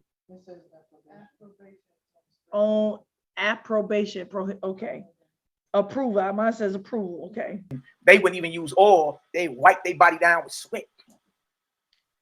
They wipe their body down with sweat. This is stupid. So once again, this is another way how we know that this is not Yahushua and the apostles. Yahushua taught something that actually goes against this. Even when you fasting and praying, he says, don't let your countenance look like that when you go out among men. Wash your face and put some oil on. Tighten up so you don't appear to look more righteous than you have to be. Now, these ones is walking around stinky, sweaty, and dressed in all white 24/7. This is an outward appearance. And you stink, which is you're going to wipe your body down with sweat. After 2 days, your sweat is going to spoil and stink.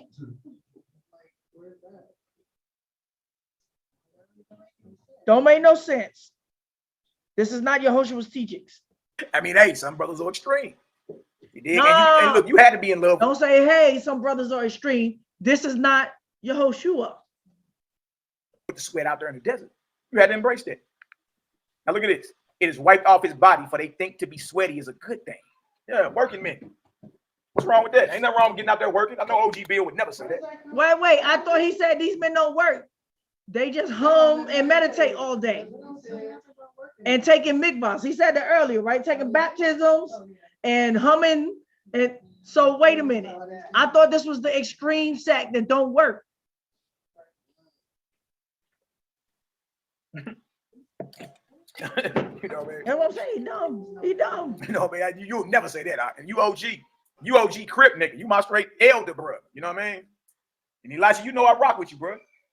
You already know. Like he talking to him like in fantasy world, like start having a conversation. They not talking to you. You know what I mean? And yes, there's certain things we got to rap about and all that, but it ain't no thing. But you everything you said is wrong. It's wrong. You know, it only hold up if you can paint a false narrative first. But if we got to slow you down and get into this and chop it up, bro, you're gonna look silly out there. Don't ever come outside and get no ring. You know what I mean? Half cocked like that. That's what you taught me. Don't never show up half cocked. You taught me that. Okay. Ghetto. Y'all taught me go for the jugular, boy. Finish the matter right out the gate. Don't even play with nobody. Y'all told me that. The way I am, I get that from y'all. Especially you, OG Bill, Elisha, Ben Israel. Huh? Oh, pitiful. Where he at? For they think their saints think to be sweaty is a good thing, as they do also to be clothed in white garments. Even in Revelation, Messiah talk about the saints are clothed in white. Essenes. They also have stewards appointed to take. We do that for Passover as a representation of being dressed in white, which means cleansed inside, purified. The saints are taking on a new garment, a new body. We're not dressed, we going back to Adam, where we are dressed in light. Take care of their common affairs, who every one of them have no separate business for any, but what is for the uses of them all. Okay, well, that excludes Yaki inside of Malachi. I agree. They have, nobody had their own separate business. It says, wait a minute. They also have stewards appointed to take care of their common affairs, right? Because they still had to deal in the world, who every one of them have no separate business for any, but what is for the use of them all. They have one business. They work together in one business. Now, Yahoshua did not preach that. It's good if you want to go that far, but Yahoshua did not preach that. And he did not teach that. But in a situation of our return, that would be a good thing. But that's only as capable as you can do that, right? They have no one certain city, but many of them dwell in every city, right? And if any of their sect came, so that means that they're not in a communal space, right? They have branches of them, and if any of them, their sect come from other places, what they have lies upon for them, just as if they were their own.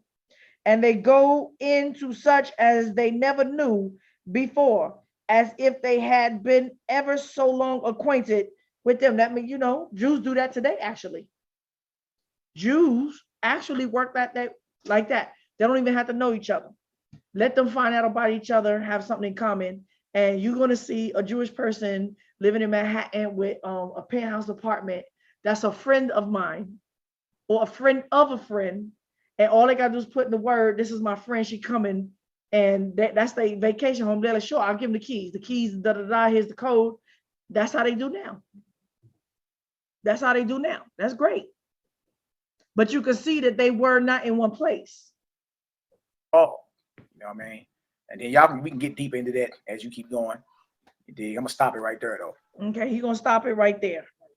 He's gonna stop it right there. So that's what I got to say about him. Like I said, once again, you don't see, he implied not eating meat. He implied there's another Nazarene sect that's not as extreme as them. There's a separate, it seems that he gonna pull out the books later on.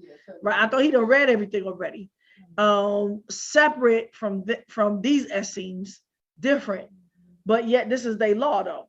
This is how they rolling. You don't see nothing about the apostles demanding everybody wear all white. You don't see taking no showers. So, like I said, there are people that are familiar with them, but I don't need to get inside their ministry and know what I see on the outside. Go ahead, give your testimony, what I said. From the little bit of this video that I had watched, anybody who was a part of this ministry when Yaki and Malachi separated from Mr. Hebrew One and his elders, or who he considered his elders at the time, years ago, we already knew that they had a covenant to keep quiet about each other's sins. And that was a no-touch topic or subject. Everything else was free reign, but that we don't touch on. And you could tell from the start of this video, aside from his foolishness that he speaks from beginning to end, that it's an undercut blackmail. Yep, he blackmailing. Yep, you see it. He like, don't get me started talking. But he over there releasing people's stuff on the slide, breaking his covenant, right? Talk to me or else. Yeah, talk to me or else and that's all he be doing when he be rapping and somebody done already sliced his throat like me. He gonna find people's sinful secrets and throw it out there to disannul the argument. Then he gonna keep on saying we ain't gonna do personal, we're gonna keep this all biblical and straight. But the whole time he crying about personal things and revealing them sins. But like I said, he's a hypocrite. By the time you reveal the sins of your so-called elders that you've been keeping for all these years, The sins are on you. The sins are on you. And so, like I said, ain't nobody fooling nobody. So they sit up there and look holy, that they walk in holiness. They a bunch of drug addicts, gunslinging, fornicating, nigga brews, all of them, from the head to the toe. But that's all he wanted to read, but I want to read a little more. So let me see. I got the book right here. I don't know if anybody else can pull up Josephus, but let me see if I can pull it up so we can read together, that it's not just my voice. Give me 1 second. But I want to read the rest of this. Because once again, whatever these Negroes are claiming is some new doctrine of some foreign religion. And this is not, there's nothing that we read so far that these Negroes adhere to. Not one thing, y'all. Not one. Not one. But let's finish reading. But you had something to say. Go ahead. You was continue on about what I said about people that watch people that that preach against coming out. Am I recording? Yes. Go ahead. Can't hear you. Assembly 1, 2, or 3.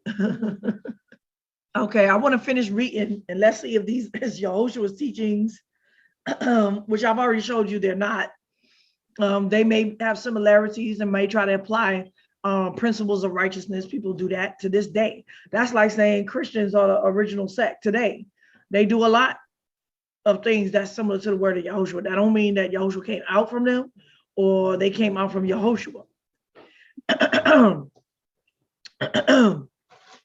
But you were saying something, sister. Go ahead, as a testimony. Yes, with regard to Malachi and why he is so insistent on teaching not to leave the U.S. With regard to his situation, because we know there's an inability for him to possess a passport to leave himself. And because he thinks that he's righteous and what he is doing is righteous, he won't be left behind.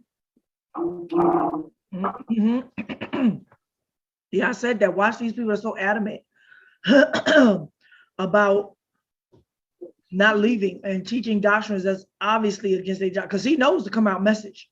I know he knows this because he spoke it when my father visited him, or he visited my father. He was speaking it.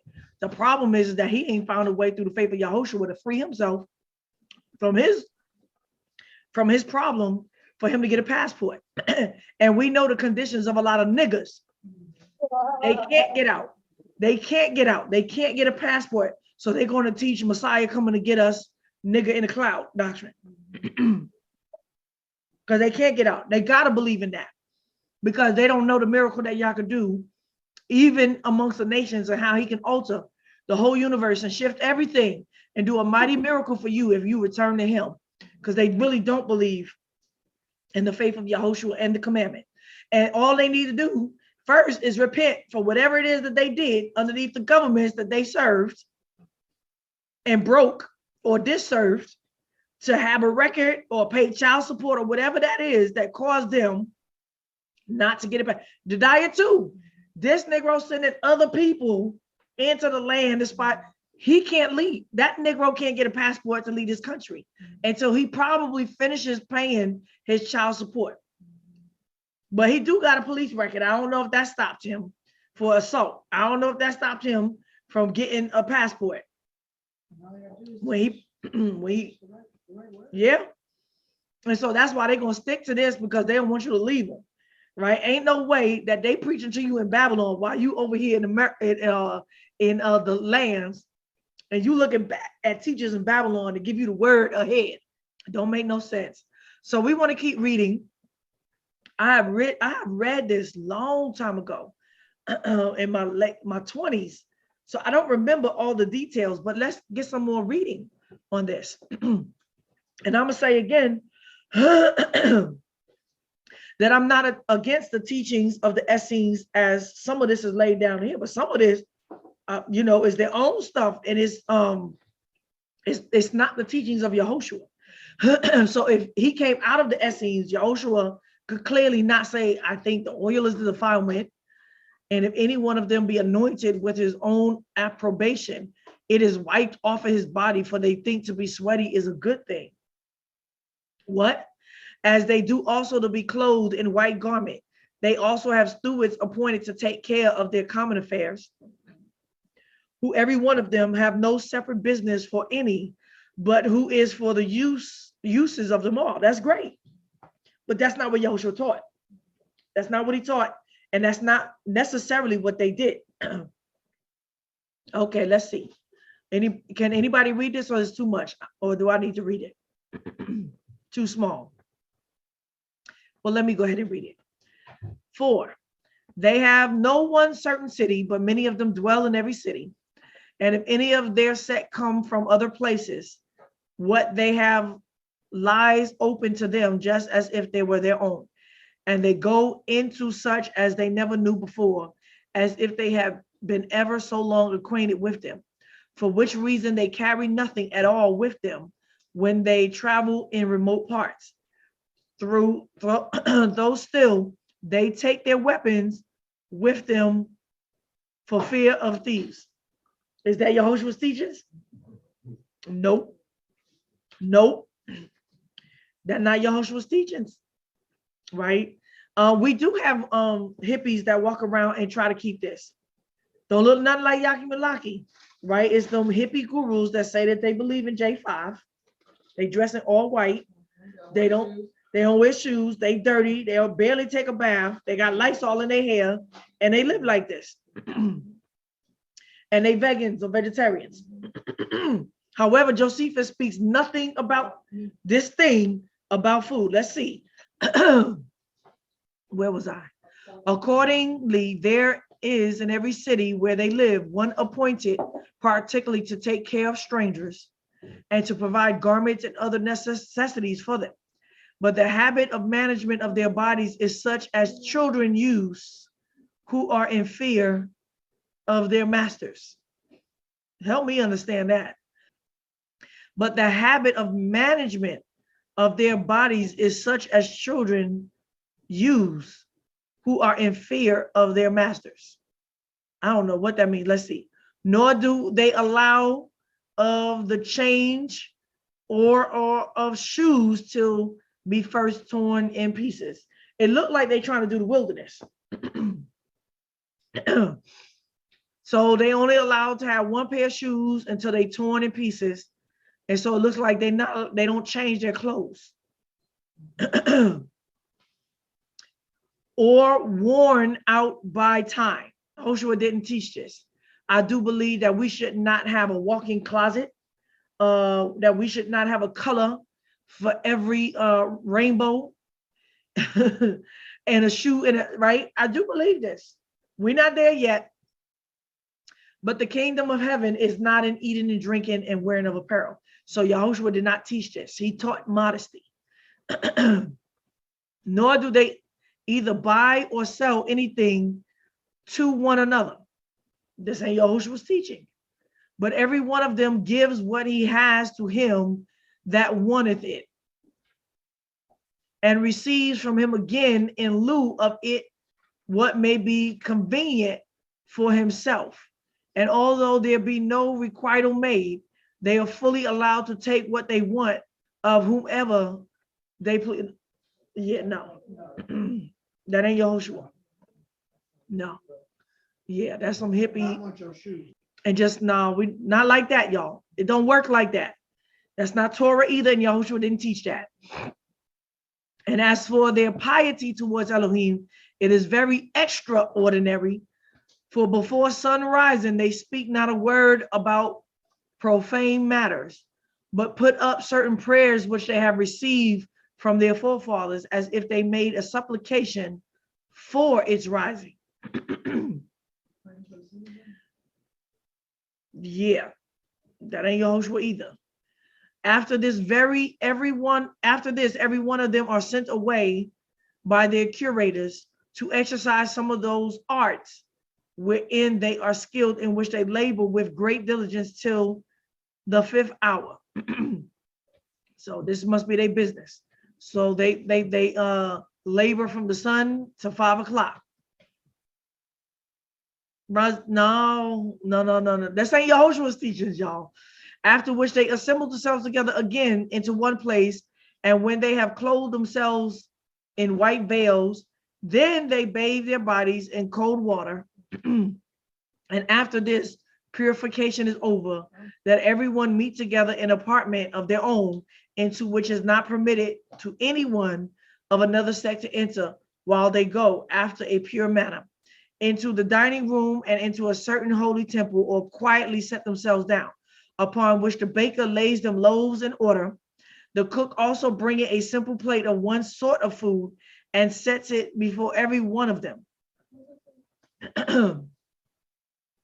But a priest says grace before meat, and it is unlawful for anyone to taste the food before grace is said. This is okay. I get, except the cook is like, we gotta taste the food. I get this. The same priest, when he has dined, says grace again after meat. This is Torah. And when they end, they praise Elohim as he has bestowed their food upon them. Great. I don't see nothing about vegetarianism or veganism.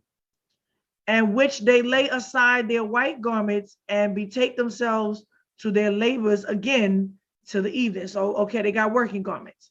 Then they return home to supper and the same manner. And if there be any strangers there, they sit down with them. Nor is there ever any clamor or disturbance to pollute their house. But they give everyone leave to speak in turn.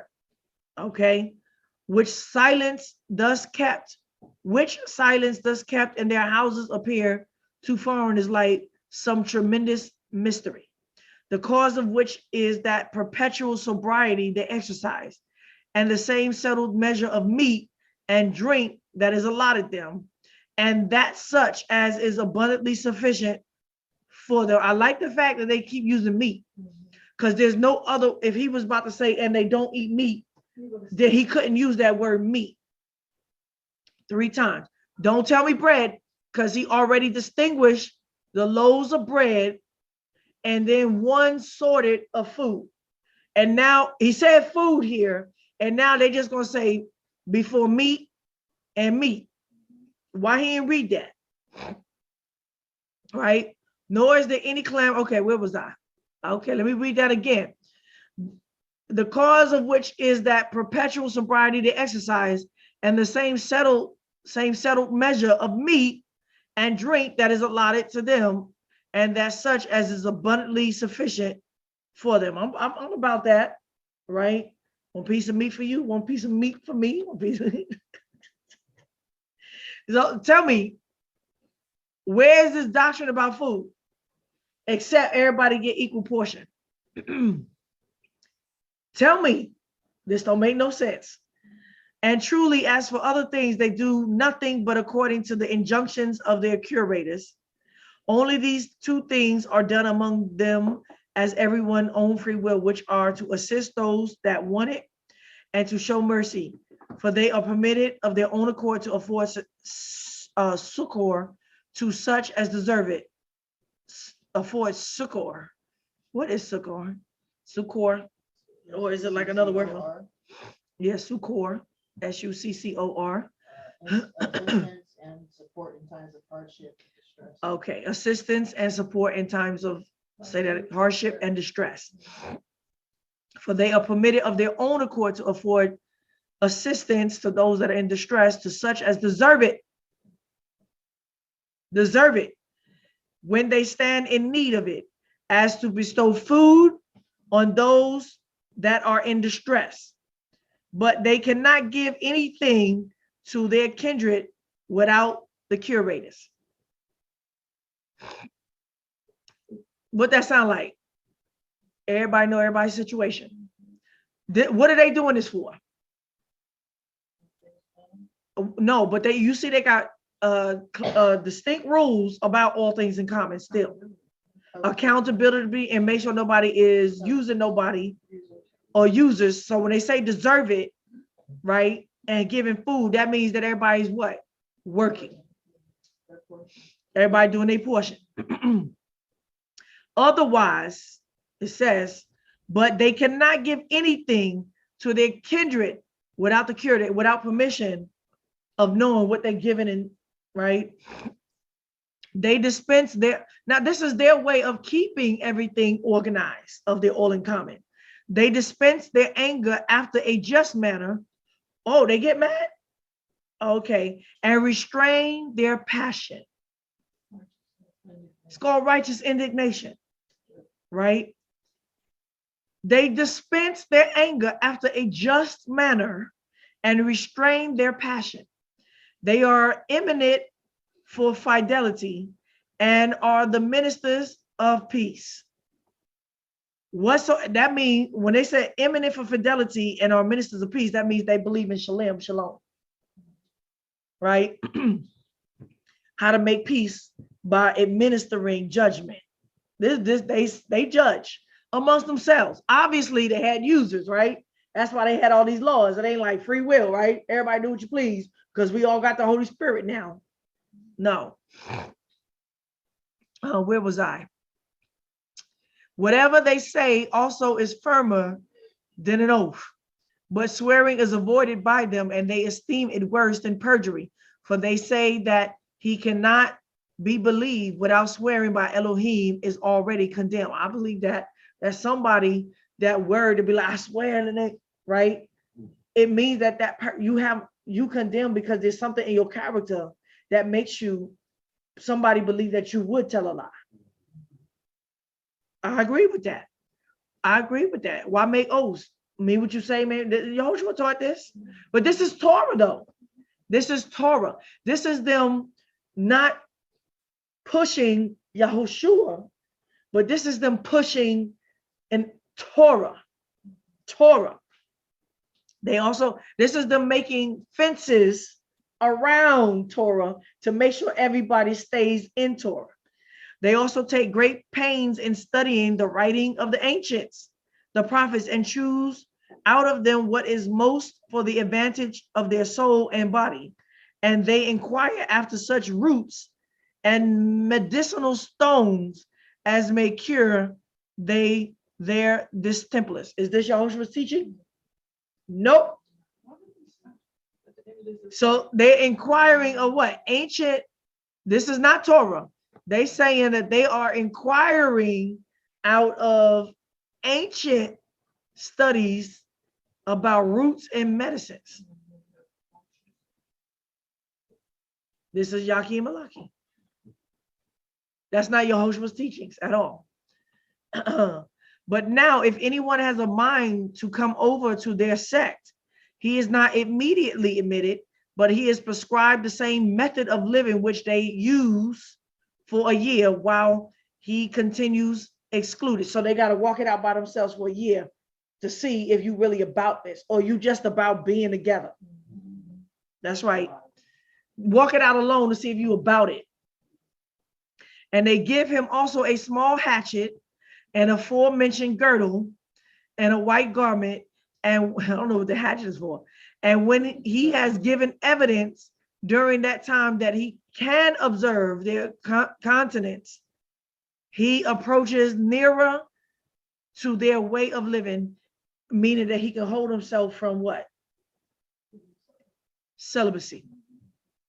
That they got to prove, is this hatchet? Oh, no, this look like, how do I say, a small hatchet and the aforementioned girdle. No, it look like something that they use in the check. I don't know how a man proves. Yeah.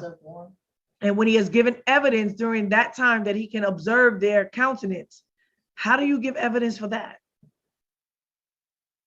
He approaches nearer to their way of living and is made a partaker of the waters of purification. I mean, he don't even get baptized with them until after a year, proving that he could walk like this. Yet is he not even now admitted to live with them? For after this demonstration of his fortitude, his temper is tried 2 more years.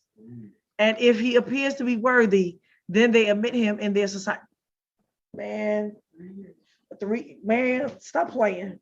Essenes full of fact. No, not right. Right, because what? They're gonna come in and start arguments. No, they weren't perfect. They had to lay laws down to make sure. Right, somebody come on in and talking smack. Right, where we at? But this ain't me. Not quite like this. The Spirit got to do this. Where are we? Or tried 2 more years, and if he appeared to be worthy, then they admit him in their society. And before he is allowed to touch their common food, partake in the common, see? They don't just come in and be like, oh, I got access to the tithes and the offerings. And no, I'm stopping that. I told y'all, not playing, right? No, you don't get the access to common until you put in the common and the work. Huh? Yeah, no. Why? Because people would join in just for it, right?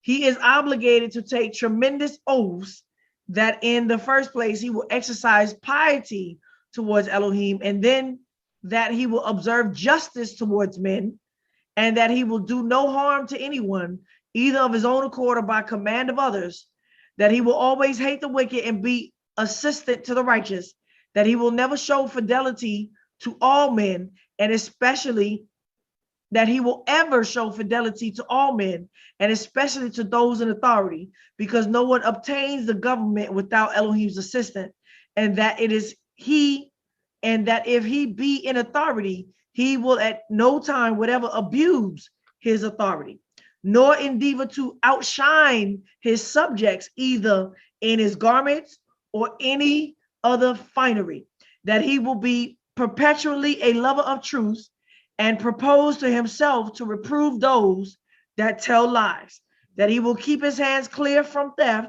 and his soul from unlawful gain, and that he will neither conceal anything from those of his own sect, nor discover any of their doctrines to others. Yeah, that's not Yahoshua. To others, no, not though anyone should compel him so to do as the hazard of his life. Moreover, well, compel people, but Yahushua does compel people. Moreover, he swears to communicate their doctrines to no one any otherwise than as he received them himself, that he will abstain from robbery and will equally preserve the books belonging to their sect and the names of the angels or messengers. These are the oaths by which they secure their proselytes to themselves. This is not Yahushua, y'all. But in the judgments they exercise, they are most accurate and just, nor do they pass sentence by the votes of the court that is fewer than 100. As so to what is once determined by the number, it is unalterable. What they most of all honor after Elohim himself is the name of their legislator, Moshe, whom if anyone blamed, he is punished capital. Why didn't they mention Yahushua? Yeah, I don't even think that they're messianic, right?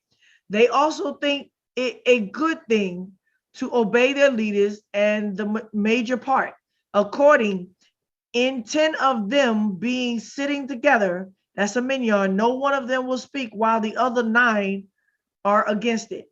That's what we got in Judaism today. That's not Torah. They also avoid spitting in the midst of them or on the right side. Okay. Moreover, they are stricter than any other of the Jews in resting from their labors on the 7th day, for they do not only get their food ready the day before, that they may not be obliged to kindle a fire on the day, that's Torah, but they will not remove any vessel out of its place, nor go to stool thereon.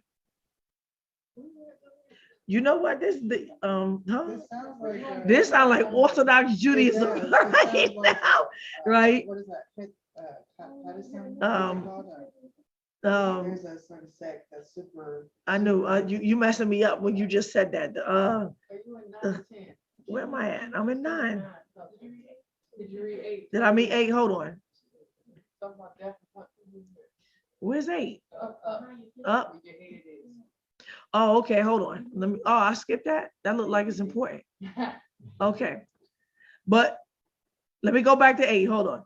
But for those that are caught in any heinous sins, they cast them out of their society, and he who is separated from them does often die after a miserable manner.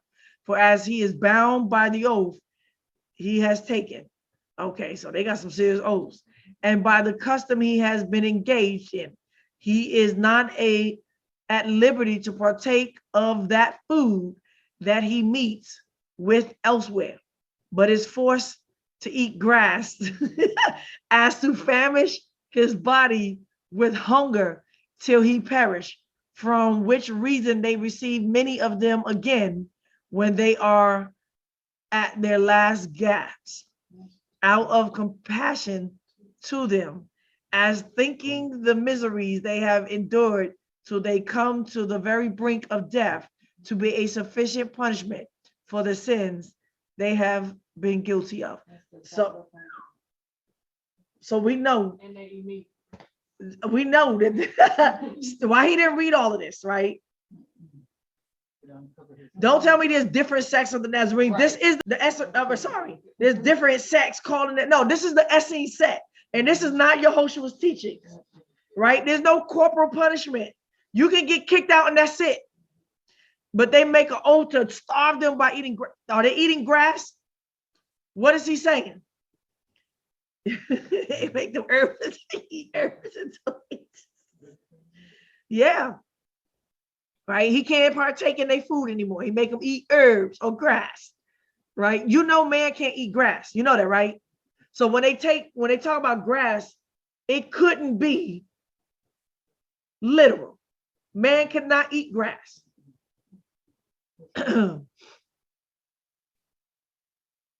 And to famish his body with hunger till he perish. This is not Yahoshua. No need. This is called an extreme cult that got some good things and some bad things. And the Holy Spirit is not in this. That's right. The Holy Spirit is not this. This is not the apostles, and Yahushua did not come out of this. For which reason they received many of them again when they are at their last gasp, out of compassion to them, as thinking the miseries they have endured till they came to their brink of death to be sufficient punishment for their sins that have been guilty of. I wonder if that's what Nathan is doing to herself. But in judgments, they are most accurate and just, nor do they pass sentence by votes of court that is fewer than 100. And as to what is once determined, but that's not Torah either. Once determined by that number, it is unalterable. What they most of all honor after Elohim himself is the name of their legislator, Moshe. They most of all honor, they are not messianic at all. Whom, if anyone blaspheme, he is punished capitally. What? They also think it good. Yahushua didn't even say that about himself, right? So now they got corporal punishment. Not. They also think it good thing to obey their leaders, elders. That's good. And the major part. Accordingly, if 10 of them be sitting together, no one of them will speak while the other 9 are against it. That's not Torah. They also avoid spitting in the midst of them or on the right side, Kabbadism, right? This sounds like the Chabad extreme Orthodox. Some of the stuff they practice. Moreover, they are stricter than any other of the Jews in resting from their labors on the 7th day. For they not only get their food ready the day before, that they may not be obliged to kindle a fire on that day. We got that. But they will remove any vessel. They will not remove any vessel out of its place. Okay, no, they don't move nothing, nor go to the stool thereon. Okay, that's extreme. It's saying that they don't use the bathroom on Shabbat. Which is strange because if they prepare their food, then they gotta be moving. Now, what it sound like to me that they don't go to the back. Now, the Jews don't go that far. They just say you can't break tissue, so they have the tissue already broken for you. Nay, on other days they dig a small pit, a foot deep, with a paddle, which kind of hatchet is given them when they are first admitted among them, and covering themselves round with their garment, that they may not affront the divine rays of light, they ease themselves. No, this is about using the bathroom. Yeah, they ease themselves. Okay, so no, so yes, this is about using the stool. Nay, on other days they dig a small pit, because they in the wilderness, a foot deep, with a paddle, which kind of hatchet is given them when they are first admitted among them, and covering themselves around with their garment. Okay, got it. That they may not affront the divine rays of light. The meaning that the sun don't shine on their behind. They ease themselves in that pit, after which they put the earth that was dug out again into the pit. And even this they do only in the more lonely places aside, which they choose out of this purpose. And although this easement of the body be natural, yet it is a rule with them to wash themselves after it, as if it were defilement. I agree with that. Wash the butt. Yep, I agree with that. Tissue ain't enough. Tissue ain't enough. But they don't use the bathroom on a Shabbat. Come on, y'all. Come on now. Now, after the time of their preparatory trial is over, they are parted into 4 classes.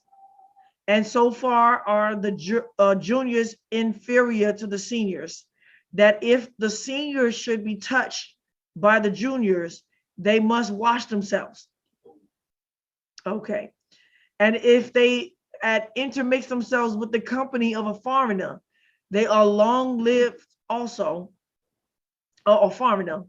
Okay. Period. Who they small?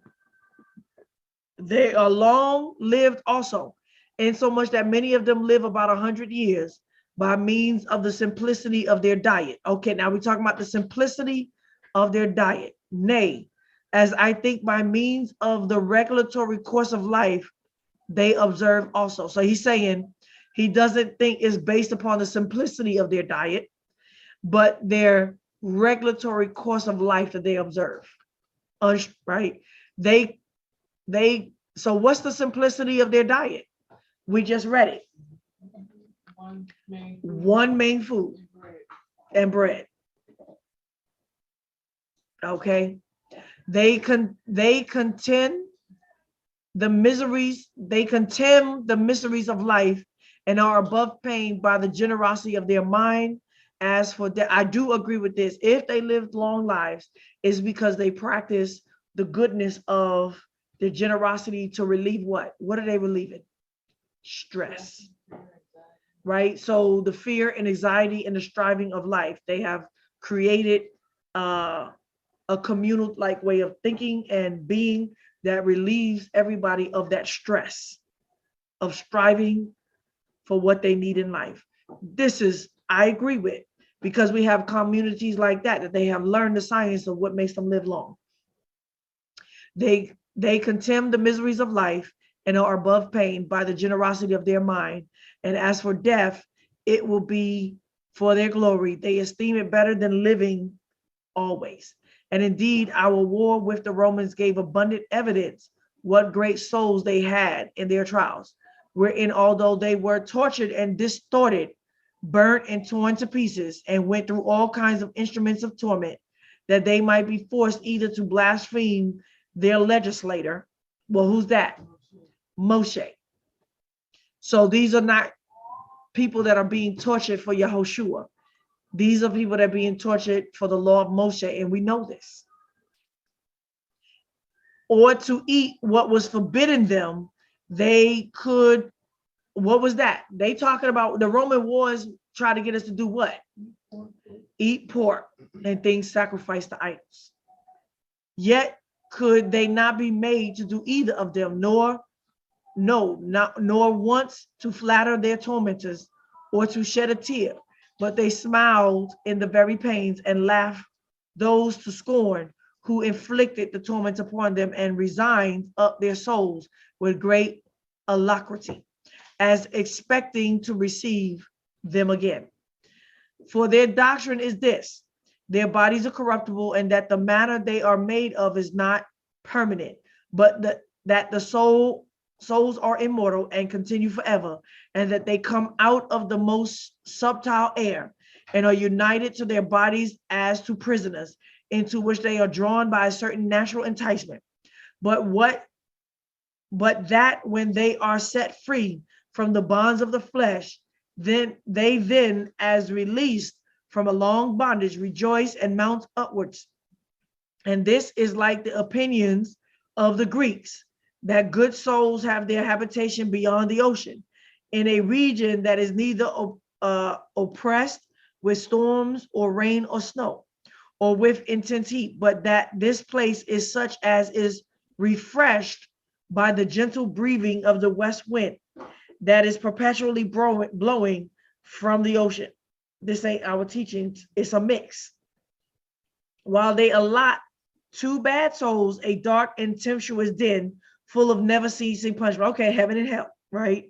And indeed, the Greeks seem to me to have followed the same notion when they allot the islands of their blessed to their brave men, whom they call heroes and demigods, and to the souls of the wicked, the region of unrighteous in Hades, where their fables relate that certain persons such as Sisyphus and Tantalus and Ixion and Titius are punished, which is built on the first supposition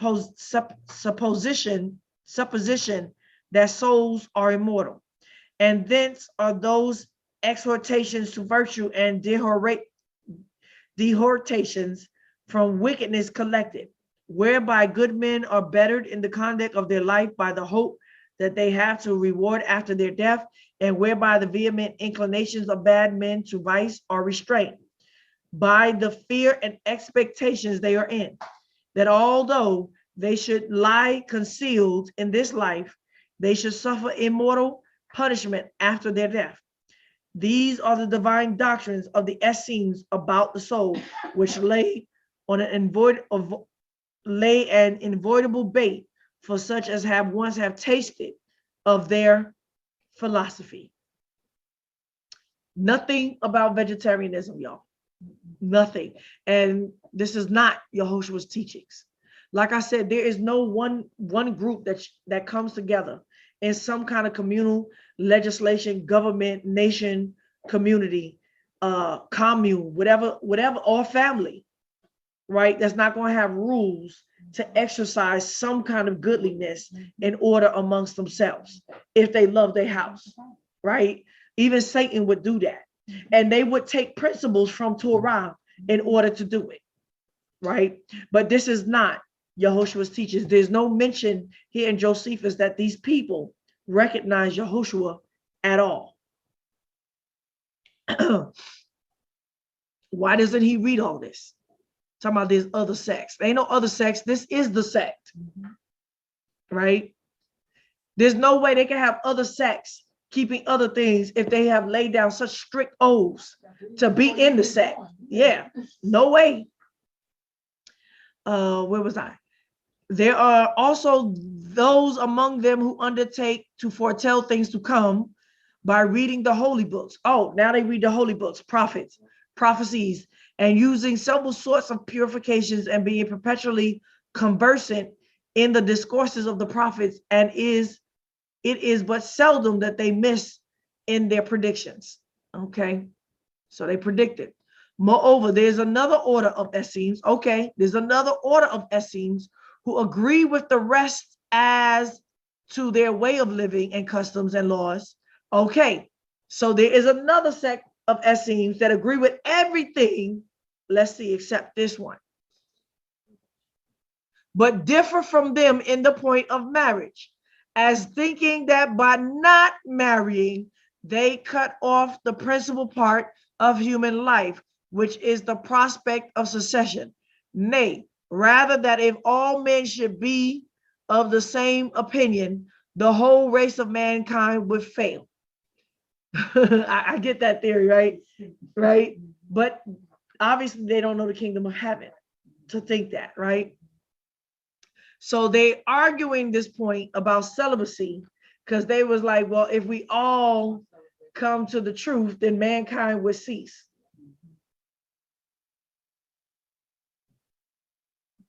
Okay, we're gonna cut that out. Okay. Trying to figure this out because the way it's written. And I can see, and the Negro would read this and say what? Yeah, that they were sexing them for 3 years. Okay, cut. Hold on. I'm back. We at 13. Moreover, there's another order of Essenes. So there's another order who agree with the rest as their way of living and customs and laws, but differ from them in the point of marriage. So everything that we just read, they agree except on this one point, as thinking that by not marrying, they cut off the principal part of human life, which is the prospect of succession. Nay, rather that if all men should be of the same opinion, the whole race of mankind would fail. But I thought these were just Jews. That don't even make sense, right? Okay, so that opinion is the stupidest thing I ever heard, once again, because then what do you need children for? If everyone is living righteous and pious, then the kingdom of heaven is there and they have obtained everlasting life. It sounds like that they don't understand the resurrection of the living. They only believe in the everlasting life of heaven after death, what we just read. They do not believe in Yahoshua. They got some things wrong, y'all. They got some things wrong, right? They error, because they're only talking about an afterlife after death, not a forever. Yeah. Okay. So that is the point. If Yahushua could do this, he would reign forever and give you everlasting life. You would now be transformed into angels. So this couldn't be Yahushua's teachings because they missing the whole point, right? Then so it says, as thinking that by not marrying, they cut off the principal part of human life, which is the prospect of succession. Nay, rather that if all men should be of the same opinion, the whole race of mankind would fail. No, where's the kingdom of heaven manifest? However, they tried their spouses for 3 years. And if they find that they have their natural purgations thrice, as the trials that they are likely to be fruitful, then they actually marry them. So what is it saying? I heard some Negroes interpret this to mean that they sexing them for 3 years before they marry them. What does this mean? Okay, it took me a minute. It means that they make sure that they are now flowered, and for 3 years after they have flowered, they are continuing in on their period. Yeah, they're natural purging continuously. They don't have no bodily dysfunctions, right? That their body is intact with their period and cycles and cleansing, right? And it proves that they are fertile and fruitful. They are not sexing them for 3 years. That's what that Negro said. I think it was Yaki and Malaki that said that they was having sex with them for 3 years before they would marry them. That don't even make no sense. Now, so that don't even make sense to their doctrine, right? And then actually marry them. But they do not use they do not use to accompany with their wives when they are with child. So after they have a child, watch this.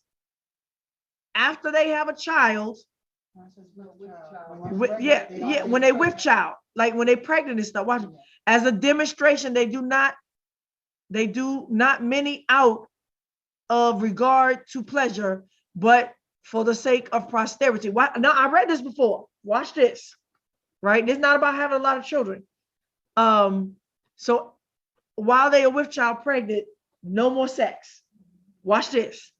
Now the women go into the baths with some of their garments on, as the men do with somewhat girded about them, as these are their customs in the order of Essenes. Okay, is it here that talks about them? Let me see. Okay, because I believe that I read once somewhere else where it says they do not have sex with them any longer after they had one child. I don't know where I read it. Maybe it's another. Let's see. So, with their wives, when they are with child, as a demonstration they do not many, as a demonstration that they do not many out of regard to pleasure, but for the sake of prosperity, meaning they only have come together for the sake of getting pregnant. That's it. What he said, lots of sex is another order of Essenes that having lots of sex. That's not this other order of Essenes. So they trying to do what like Adam did, separate from their wives until there was a need to get pregnant again. Now the women go into the baths with some of their garments on, as the men do with somewhat girded about them, as these are the customs of this order of Essenes. But then as to the two other orders at first mentioned, Pharisees are those who are seemed most skillful in the exact explication of their laws and introduce the first sect. That's what Yahoshua taught. That Pharisees, though they denied Yahoshua a lot, but not all Pharisees, not all, and that they may have been hypocrites, he says that they are esteemed most skillful in the exact explication of their laws and introduce the first sect. These ascribe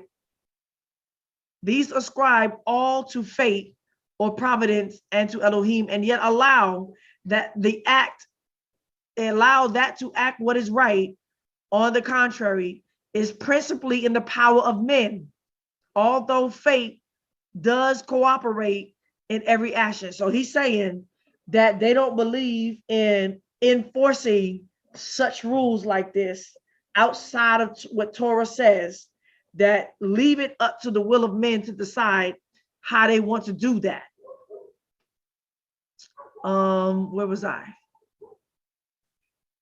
Although fate does cooperate in every action, meaning that what they called for. And that's what Yahoshua taught, right?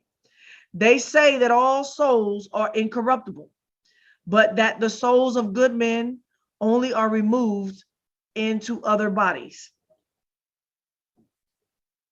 But that the souls of bad men, okay, I get you. Okay, so they believe in the resurrection or in transformation, right? Good souls, good souls. They say that all souls are incorruptible, but that souls of good men are removed in other bodies. Well, let me hold on. This don't sound like Phariseeism. They play with the words. But that the souls of bad men are subject to eternal punishment. But the Sadducees, also those that compose the second order and take away fate entirely, are supposed that Elohim is not concerned in our doings or not doing what is evil. And they say that to act what is good or what is evil is at men's own choice, and that the one or the other belongs so to everyone, that they may act as they please. They also take away the belief in the immortal duration of the soul and the punishment and rewards in Hades. Moreover, the Pharisees are friendly to one another and are for the exercise of concord and regard for the public. But the behavior of the Sadducees one towards another is in some degree wild, and their conversation with those that are of their own party is as barbarous as if they were strangers to them. And this is what I had to say concerning the philosophical sects among the Jews. Okay, so anybody got any thoughts? Let me pause it for a second. All right, I just took a quick little break. That was some hard reading on my eyes. So yes, going back to this principle of 3 years, as I reread it again, the purgations thrice is going by, they were particular about counting the cycle of a woman, and any woman that does not have a cycle, a period on a monthly, right, a regular cycle, and her period is shorter than 3 days, there's something wrong, right? That a woman, when she gets on her period, or a young girl on her period, is at least 3 days. So this is what it's talking about. 3 years, they're watching her cycle, and her period got to be at least 3 days, or there's something wrong, right? And so they were very much into the science of this. Once again, there's some other readings that people show that Josephus writing, there's more writings about the Pharisees and Sadducees concerning the doctrine of the dead, good and the just, resurrection, Hades, hell, whatever. And so he's saying, there's a commentary that's saying Josephus actually, and St. Paul's commentary about the Sadducees and the Christians are more accurate, that the Pharisees' doctrine about hell and heaven and eternal life is more accurate according to the other testimonies than the Essenes. Okay. And so once again, nowhere in this book, as you can clearly see, that Josephus is calling the sect that followed Yahoshua Christians. And anyone that knows how the language was at that time, that word Christian was not used. It was called Malaki'S. He has clearly made a distinction between Yahoshua's group and this sect called the Essenes. And once again, we have just read that there's one other sect of the Essenes, no Nazarenes or nothing like that. There's another sect that differ in one point, and their one point is to marry to have a child, and then they abstain. It looked like they're saying, and then they abstain, right? And that would make sense. Let me read it again. Moreover, there is another order of Essenes. There's no other order of Essenes but this one, which agree with the rest of their way of living and customs, nothing about vegetarianism and laws, but differ from them in the point of marriage, as thinking that by not marrying, they cut off the principal part of the human life, which is the prospect of succession. Nay, rather that if all men should be of the same opinion, the whole race of mankind would fail. However, they try their spouses for 3 years, and if they find that they have their natural purgations thrice, meaning a monthly cycle where they have their menstruations at least 3 days, as trials, that they are likely to be fruitful, and they actually marry them, but they do not use to accompany with their wives. So that he's saying that they don't accompany with their wives in sexual relationship when they are with child, as a demonstration that they do not marry out of regard of pleasure, but for the sake of posterity. So one could interpret that they only come together to say, but no, I'm saying that after they have the child, one child, they're done. Then they work celibacy to prove to the other sect that they are really about that life, but that one point of posterity, so they disagree with, so they've made an alternate version of how to do this. But that they're showing that they want to be dedicated, right? So obviously the women have to agree to this too, right? That they about just having one child and that's be the end of it. Now the women go into the baths with some of their garments on, as the men do, with somewhat girded about them, And as these are the customs of this order of Essenes, so it looks like now they become baptized into the order, right? So obviously there are women in the order. But no, Who aren't the lascivious. who aren't the lascivious type of women, that they are practicing fidelity as well. Okay, so is there any thoughts on the other side? Anybody got anything to say, a comment or anything?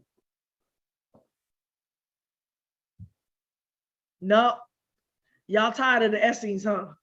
I'm waiting on Nazarene part. Yeah, we waiting on.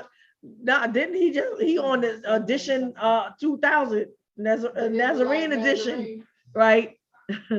But once again, we can see how anyone that knows the doctrine of Messiah, this is not that.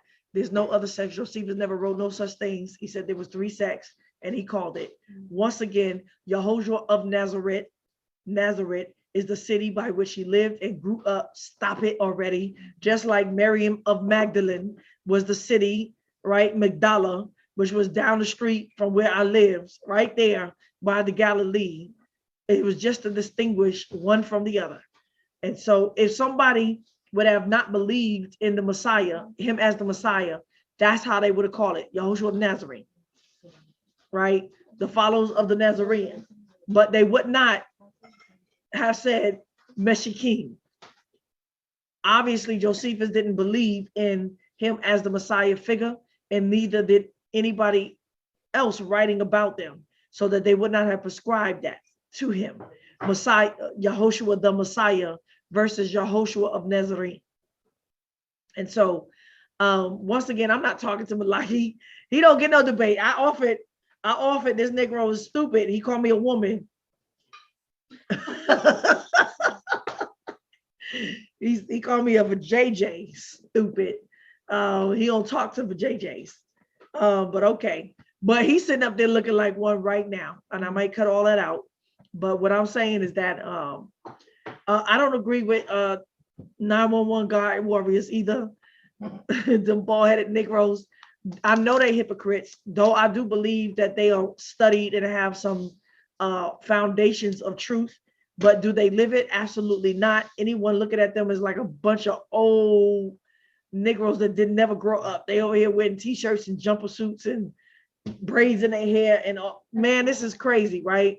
The way they clown, their examples of righteousness is the lowest of the lowest, all from the ghetto, right? And so they, once again, they're hypocrites too, right? They spoke against my flee doctrine, but then at the same time told Malaki that why are you building communities here if we know we're supposed to flee Babylon? So like I said, smack them all in their bald-headed heads, right?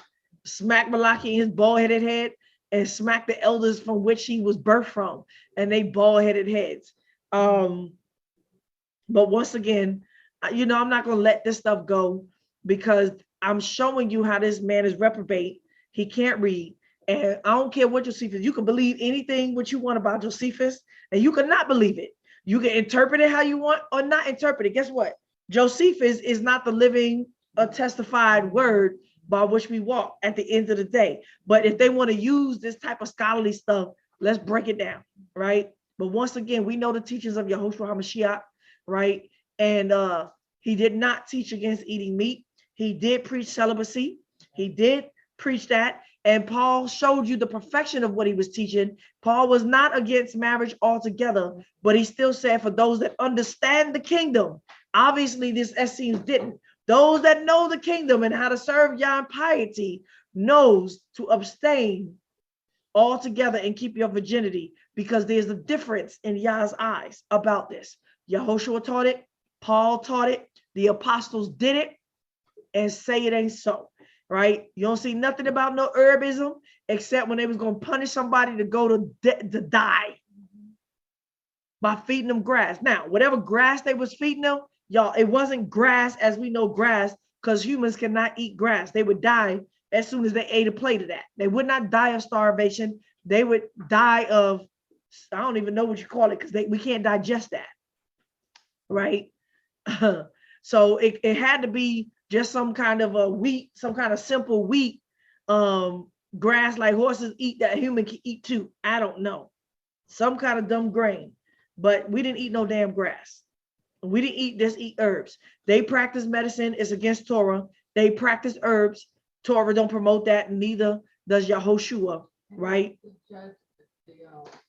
If 10 men, Judaism and Talmudism practice that today. If there's a men of 10 and 9 is all they one can't disagree with the 9. That ain't Torah. 100 people, witnesses no, that ain't Torah either.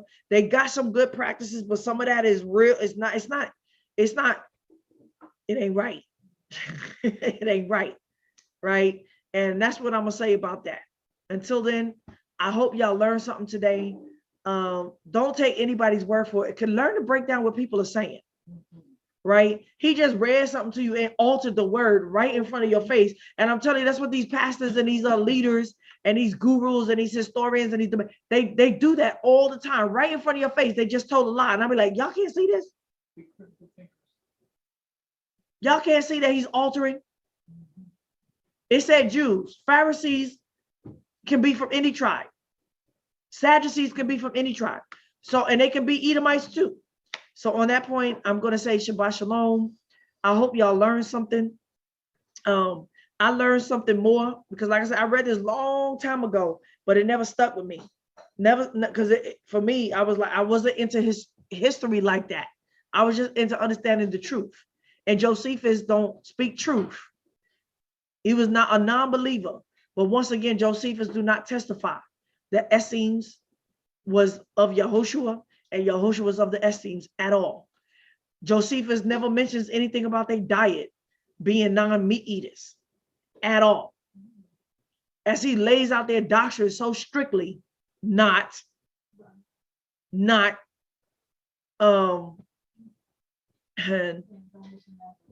it don't mention Nazarenes at all. Ain't no sect of Nazarenes once again. Any book that he pulling up is something some white man created, like the Book of the Mormons. So on that note, y'all stop taking, like I said, seek righteousness, because ain't nothing that we just read this Negro keeps. Not one thing. Not one thing for him to keep telling you the Essenes of the Nazarene, we are the original Essenes. And I'll be like, show me one thing that you keep. Much less he over here got 2 or 3 wives. Stop it. So on that note, shalom, shalom to the elect, to the remnant, to those that in the return and called out to the very end. Shabbat shalom.